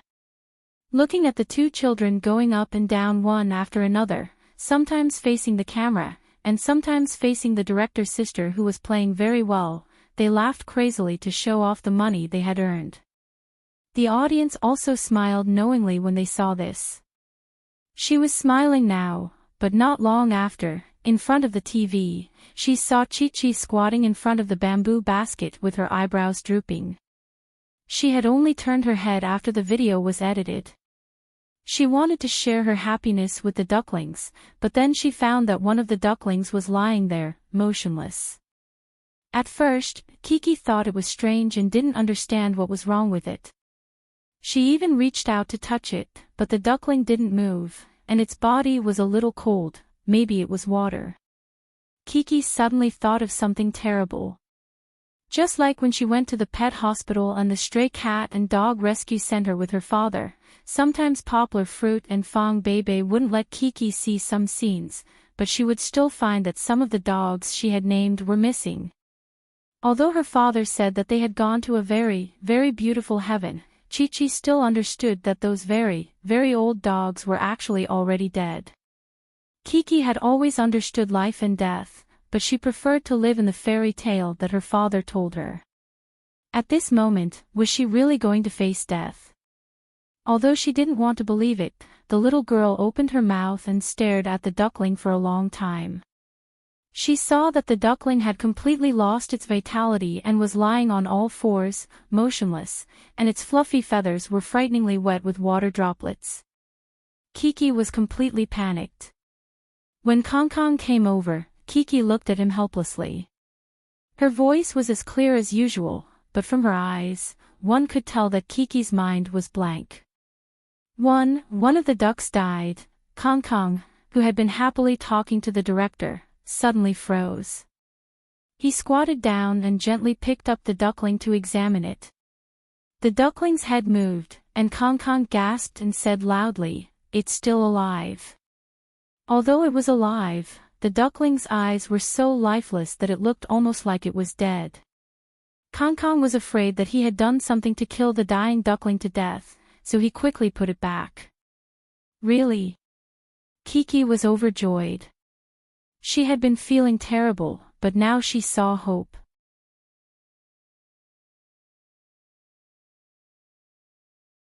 She picked up the duckling again, but her hands were trembling. She gently stroked the duckling's fluffy feathers, but the uneasiness in her heart grew stronger. The director said, "Put it on the ground and see if it can stand up." Kiki did as she was told, but how could it stand up? The duckling was lying on the ground, and its head was also on the ground, motionless. Kong Kong looked at the director happily, thinking that the director was knowledgeable and would be able to save the duckling. However, a cruel exclamation suddenly came from the surrounding audience. "Wow, is the duck really dead?" Instantly, Kiki and Kong Kong's expressions froze. "It's too small. It caught a cold after coming into contact with water." People were talking about it. Kiki heard it and felt even worse. She suddenly felt that the sky was falling down. It was her fault that the duckling died. If she hadn't let it play in the water, it wouldn't have died. Chi-Chi couldn't hear what they were saying clearly due to the noisy discussions of everyone around her. However, the buzzing was so noisy and so sarcastic that it felt like knives were stabbing into her heart. It hurt so much. The girl held the duckling in her hands, its head drooping. She panicked and looked at Brother Kong Kong, the director, and the cameraman. No one could save the duckling. Chi-Chi's mouth widened, and she burst into tears. The golden beads that had been rolling in her eyes fell onto her arms and onto the ground. The little girl held the dying duckling in her hands and cried sadly. "Don't cry, Kiki, don't cry. It's okay. It's not your fault." The director hurried over to comfort her. At this time, Kong Kong, who was standing on the side in a daze, was also feeling uncomfortable. Chi-Chi's cry was like a signal gun, causing Kong Kong's emotions to completely explode. He pulled off the slanted bag, threw it away forcefully, and shouted loudly, "Okay, I'm not buying any more ducks." Kong Kong's outburst made Kiki stop crying for a second. However, Brother Kong Kong turned around and ran out, making Kiki think that Brother Kong Kong was throwing a tantrum at her. She was already sad, but now that she felt wronged, Kiki's heart was about to break. The girl squatted down and held the dying duckling in her hands, crying her eyes out. The production crew hurriedly sent a few people to take care of Kong Kong. The director, who had the best relationship with the two children and was also the most popular among them, was put in a difficult position. She first tried to persuade Chi-Chi, but realized that it was useless. So she could only chase after Kong Kong for the time being to see what was wrong with him. "I know you're sad. It's okay." Kong Kong was very strong when he lost his temper and didn't cry. However, after being hugged by the director, the little boy couldn't help but cry out in pain. After the director's advice, Kong Kong finally revealed the reason for his actions.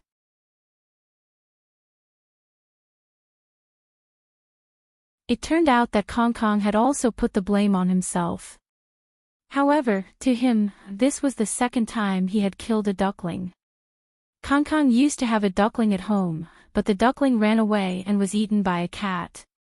Because he had been hurt once, and this time, it was because of himself that he made a mistake again. Furthermore, the little sister he liked was crying so badly. Kong Kong's heart ached even more, and he felt so terrible that he couldn't breathe. While Kong Kong was crying miserably, Kiki was in the same situation. Just as the production crew was panicking, a villager stood up and said that there might still be hope if she dried the duckling's hair with a hairdryer. Kiki immediately stopped crying. She held 2 bamboo baskets with her teary eyes and followed the kind-hearted auntie to dry the duckling's hair with a hairdryer. After the hair on its body was dried, the duckling still looked listless. Kiki could feel that its life was slipping away. Although it was passing away slowly, it wouldn't be long before the duckling died. This feeling was very mysterious, but it was very clear to Kiki.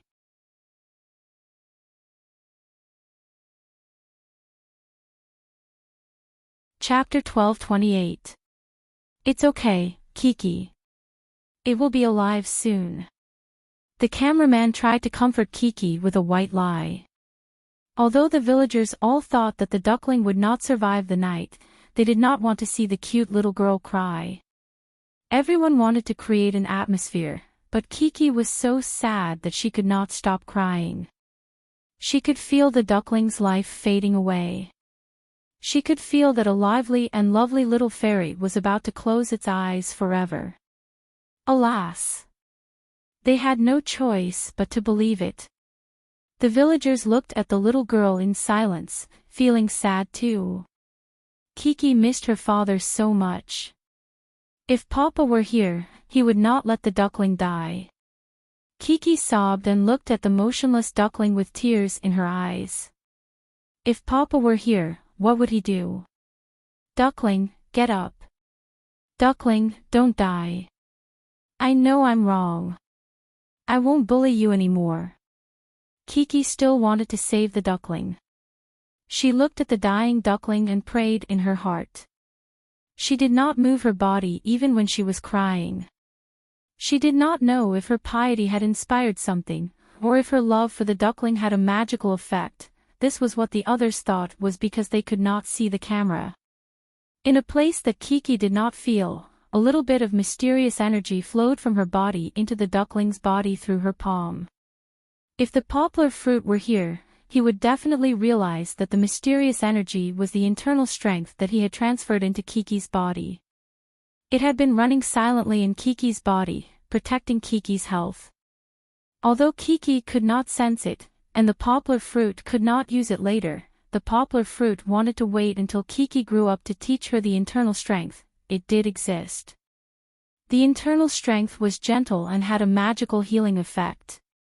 Although it was only a little bit of the starlight, it was enough to stimulate the little duckling.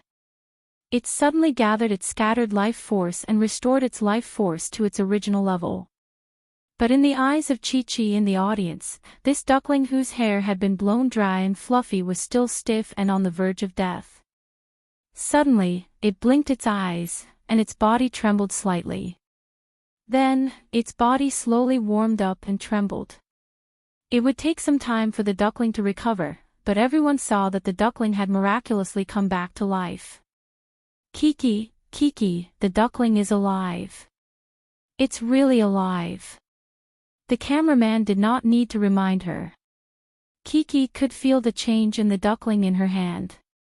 She stopped sobbing in surprise. He gently placed the duckling on the dry ground. The duckling struggled for a bit before standing firmly on its shaky legs. Although it was unable to walk, the villagers believed that the duckling would definitely survive. As long as it could stand firmly, there was hope. Okay, it's really alive. The villagers' aunt smiled happily. It just needs to rest for a few more days, and it will be as lively as the other ducklings. Kiki was so touched that tears filled her eyes again. She shook her head, and tears flowed out, but she quickly ran outside. Brother Kong Kong. Brother Kong Kong. Kiki ran to Kong Kong, who was still crying in the director's arms. She choked with sobs and said happily, "The duckling is alive." It turned out that she wanted to tell Brother Kong Kong the news as soon as possible. Kong Kong could not believe it, but he was still pulled by Kiki back to the kind aunt's courtyard. Look! It's alive. It can stand up. The two children squatted in front of the duckling.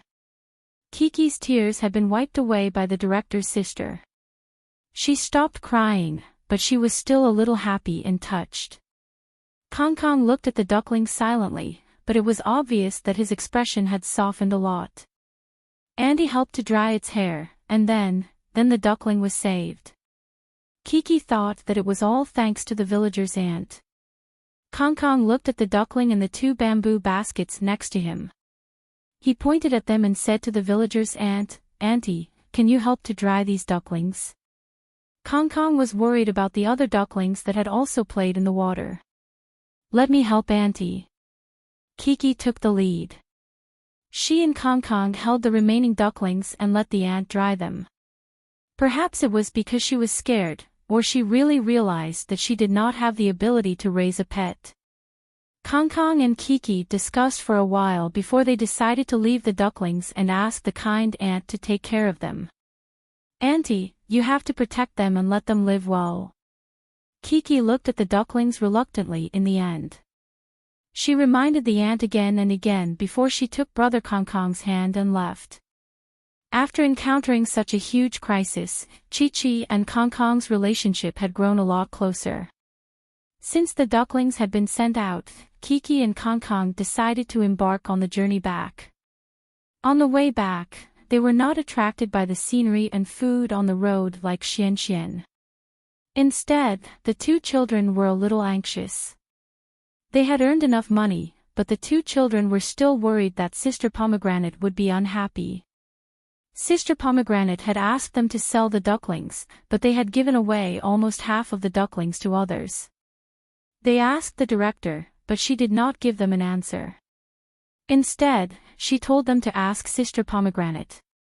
So Kiki and Kong Kong held hands and returned to the earthen building under the setting sun and smoke. Even when they reached the door, Kong Kong was a little hesitant and did not dare to enter. It was Kiki who led him to Sister Pomegranate. Nuo, Nina, De June, and Xian had all returned. Xian and the few children who had completed the task were still waving sticks and making a mess. Sister Pomegranate could not wait and was cooking in the kitchen. Kong Kong and Kiki did not talk about the money they had earned. Instead, they began to talk about the day's experience honestly. That duckling can't drink water like that. It almost died. Kong Kong was the main speaker. Although there were some gaps in her explanation, she still explained the situation clearly. Kiki added, "Fortunately, an auntie saved it, and then it came back to life. Yes, so we gave the rest of the ducklings to those who knew how to raise them. We gave them to that auntie," Kong Kong said. "That auntie said that she would protect the ducklings. But we were afraid that you would be angry and not forgive us," the little girl said to Sister Pomegranate with her big sincere eyes. Brother Kong Kong also nodded, but his expression was still very serious. Although he was a little afraid and gripped the strap of the small bag containing the money, when he saw Chi-Chi standing there with a very sincere appearance, and when he saw Kong Kong's snow-white clothes that were also honest and solemn, he reckoned that even the most cold-hearted audience would forgive them, right? The duckling in the original show was definitely dead. There was no doubt about that.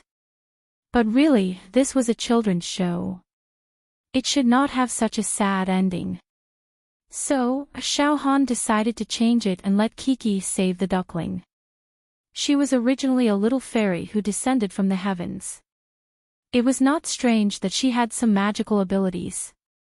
Everyone, don't forget that when Kiki was just a few months old, she and her father went to the spring valley of Baiyun Mountain and attracted the attention of hundreds of birds.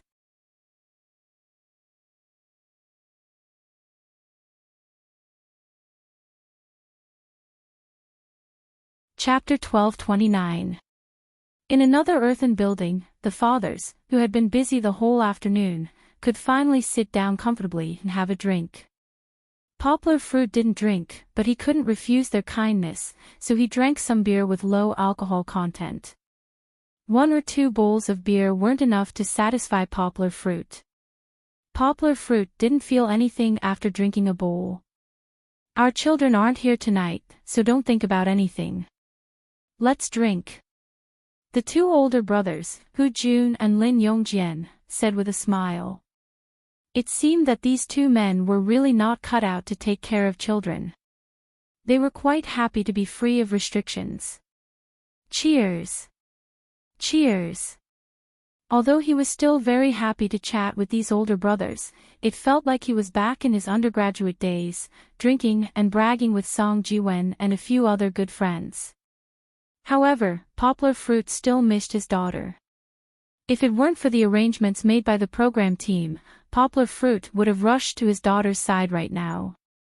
Now that it was night time, Poplar Fruit was very worried. Without his father around, would Kiki be able to take care of herself? Would she miss him so much that she wouldn't dare to sleep at night without him by her side? The camera returned to Chun Gui restaurant. At this moment, the little guys were ready to eat. Kiki, who made her father worried, didn't become nervous or upset because of the night. Perhaps it was because she and Brother Kong Kong had worked hard to complete the task and were praised by Sister Pomegranate and recognized by her friends. The little girl became more active and hardworking.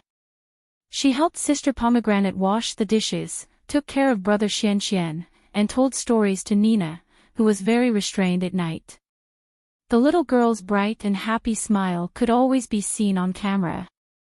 Humph. The camera also caught President Kang's slightly jealous look. He glanced at Kiki, who was originally sitting next to him, and ran to feed Xian. The little boy was unhappy. Although the children were not yet mature in love, they, like adults, also hoped to monopolize the opposite sex friends they liked. President Kong, who was cold and aloof, was no exception. He wouldn't show his sadness on his face like Xian, but he would still be a little jealous. Everything that had happened during the mission this afternoon had been wonderful. Perhaps, when Kong Kong returned from this trip, she would still recall the determination she felt when she held her sister's hand. She would recall the sweetness of the two of them squatting by the roadside and playing with the duckling. She would also recall the sadness she felt when her sister cried her heart out over the duckling's misfortune. This might be love, but the little boy was still very ignorant. He just wanted to be close to his good friends. On the other side, Chi-Chi was feeding Xian Xian. She really liked this cute and gluttonous little brother of hers. Little Xian Xian, Xuan's eating and almost couldn't swallow a mouthful of food. Kiki, stop stuffing him. Are you trying to stuff him to death? Sister Pomegranate realized this and couldn't help but ask. Xian Xian couldn't breathe. After spitting out the food in his mouth, he said in an aggrieved tone, "She stuffed it into my mouth." Xian Xian, chubby cheekses, sssss. The little girl rubbed her hands together and smiled a little awkwardly. When Xian Xian was full, Kiki went back to Kong Kong Gij's side to eat. Kong Kong, who was originally a little jealous of his food, sat in a serious manner and a smile appeared on his face. It just so happened that Chi-Chi, who was enjoying her food, raised her head and saw Big Brother Kong Kong's smiling face. Her face suddenly turned red as the little girl asked carefully, "Big Brother Kong Kong, did I eat too much? What's there to be afraid of eating more?" Kong Kong didn't say anything but Sister Pomegranate said domineeringly, "At this time, girls should eat more to grow taller and prettier." Hee hee. Chi-Chi giggled as she munched on the food with her chopsticks. "Is it delicious?" "Kiki is from Yongqing." Sister Pomegranate asked with a smile, "Then Sister Pomegranate's cooking must be to your taste." "Yes, Sister Pomegranate's cooking is super delicious." Kiki knelt on the chair and propped herself up. She gave 2 thumbs up and one of her hands was still holding the chopsticks. The little girl laughed happily. Sit properly. Don't fall down," Kong Kong said with a look of disdain, but his expression was very concerned. He even protected his sister, worried that his sister would laugh and fall down. Chi-Chi went along with the flow and sat back down, giggling non-stop. "Then eat more." Sister Pomegranate lovingly picked up some food for the little girl and said with a smile, "Sister Pomegranate is from Hong Kong, so I can't speak Mandarin well." They were both born in a Cantonese environment, so Sister Pomegranate felt that Kiki was very friendly. "Sister Pomegranate, I've been to Hong Kong, the Disneyland there is super fun," Kiki said excitedly while shaking her chopsticks, as if she wanted to picture the image in her mind. She laughed happily, "There's Mickey, Winnie the Pooh, Cinderella, but unfortunately, there's no pleasant goat." Poplar Fruit took Kiki to Disneyland 3 times, once in the United States and twice in Hong Kong. Kiki even played the whole Disneyland, but she didn't find the pleasant goat she liked, so the little girl felt a little regretful. "I've been to Harbor City too." The children all started to talk at once. "I haven't been to Hong Kong, but I've been to Disneyland." Nuai also said, "A few years ago, Guanyin Bodhisattva took me there, there was a snake spirit there." No one knew how he came up with the idea of a snake spirit appearing. Good. If you come to Hong Kong, look for Sister Pomegranate. Sister Pomegranate will take you to Disneyland. Sister Pomegranate was also very happy. Playing with these innocent children, Sister Pomegranate always felt that she had returned to the time when she was young. Sister Pomegranate's love life was very bumpy. After her first husband and the love of her life, Lin Zhengying, passed away, she was in pain for a long time, and it took 12 years for her to start over with her current husband. Now, Sister Pomegranate was very old, and it was impossible for her to have another child. Although she appeared very calm in front of the reporters, her friends all knew that her calmness was just to cover up her sadness. Although Sister Pomegranate was always fierce when she played with these children, it was just for the show's needs. From the details, the audience could see Sister Pomegranate's tenderness towards the children. Otherwise, the children wouldn't have liked her so much, and President Kong, who didn't dump anyone, wouldn't have forgiven Sister Pomegranate so quickly. Moreover, he was talking and laughing in front of Sister Pomegranate, acting more natural than in the previous 2 episodes. It was just like home. Of course, in such a warm and happy atmosphere, not every child behaved so optimistically. No one would have thought that Dejun, who was the happiest when the village chief asked for his father to leave in the morning, would miss his father the most at this moment. When Kiki and Sister Pomegranate talked about his father, he suddenly fell silent.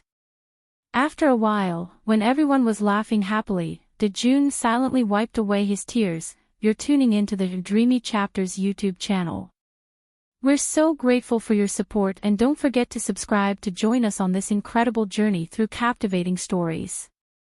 Your generosity through donations truly makes a world of difference, as it's the primary source of revenue that allows me to expand and enhance this channel for you. Thank you from the bottom of my heart for being a part of this adventure.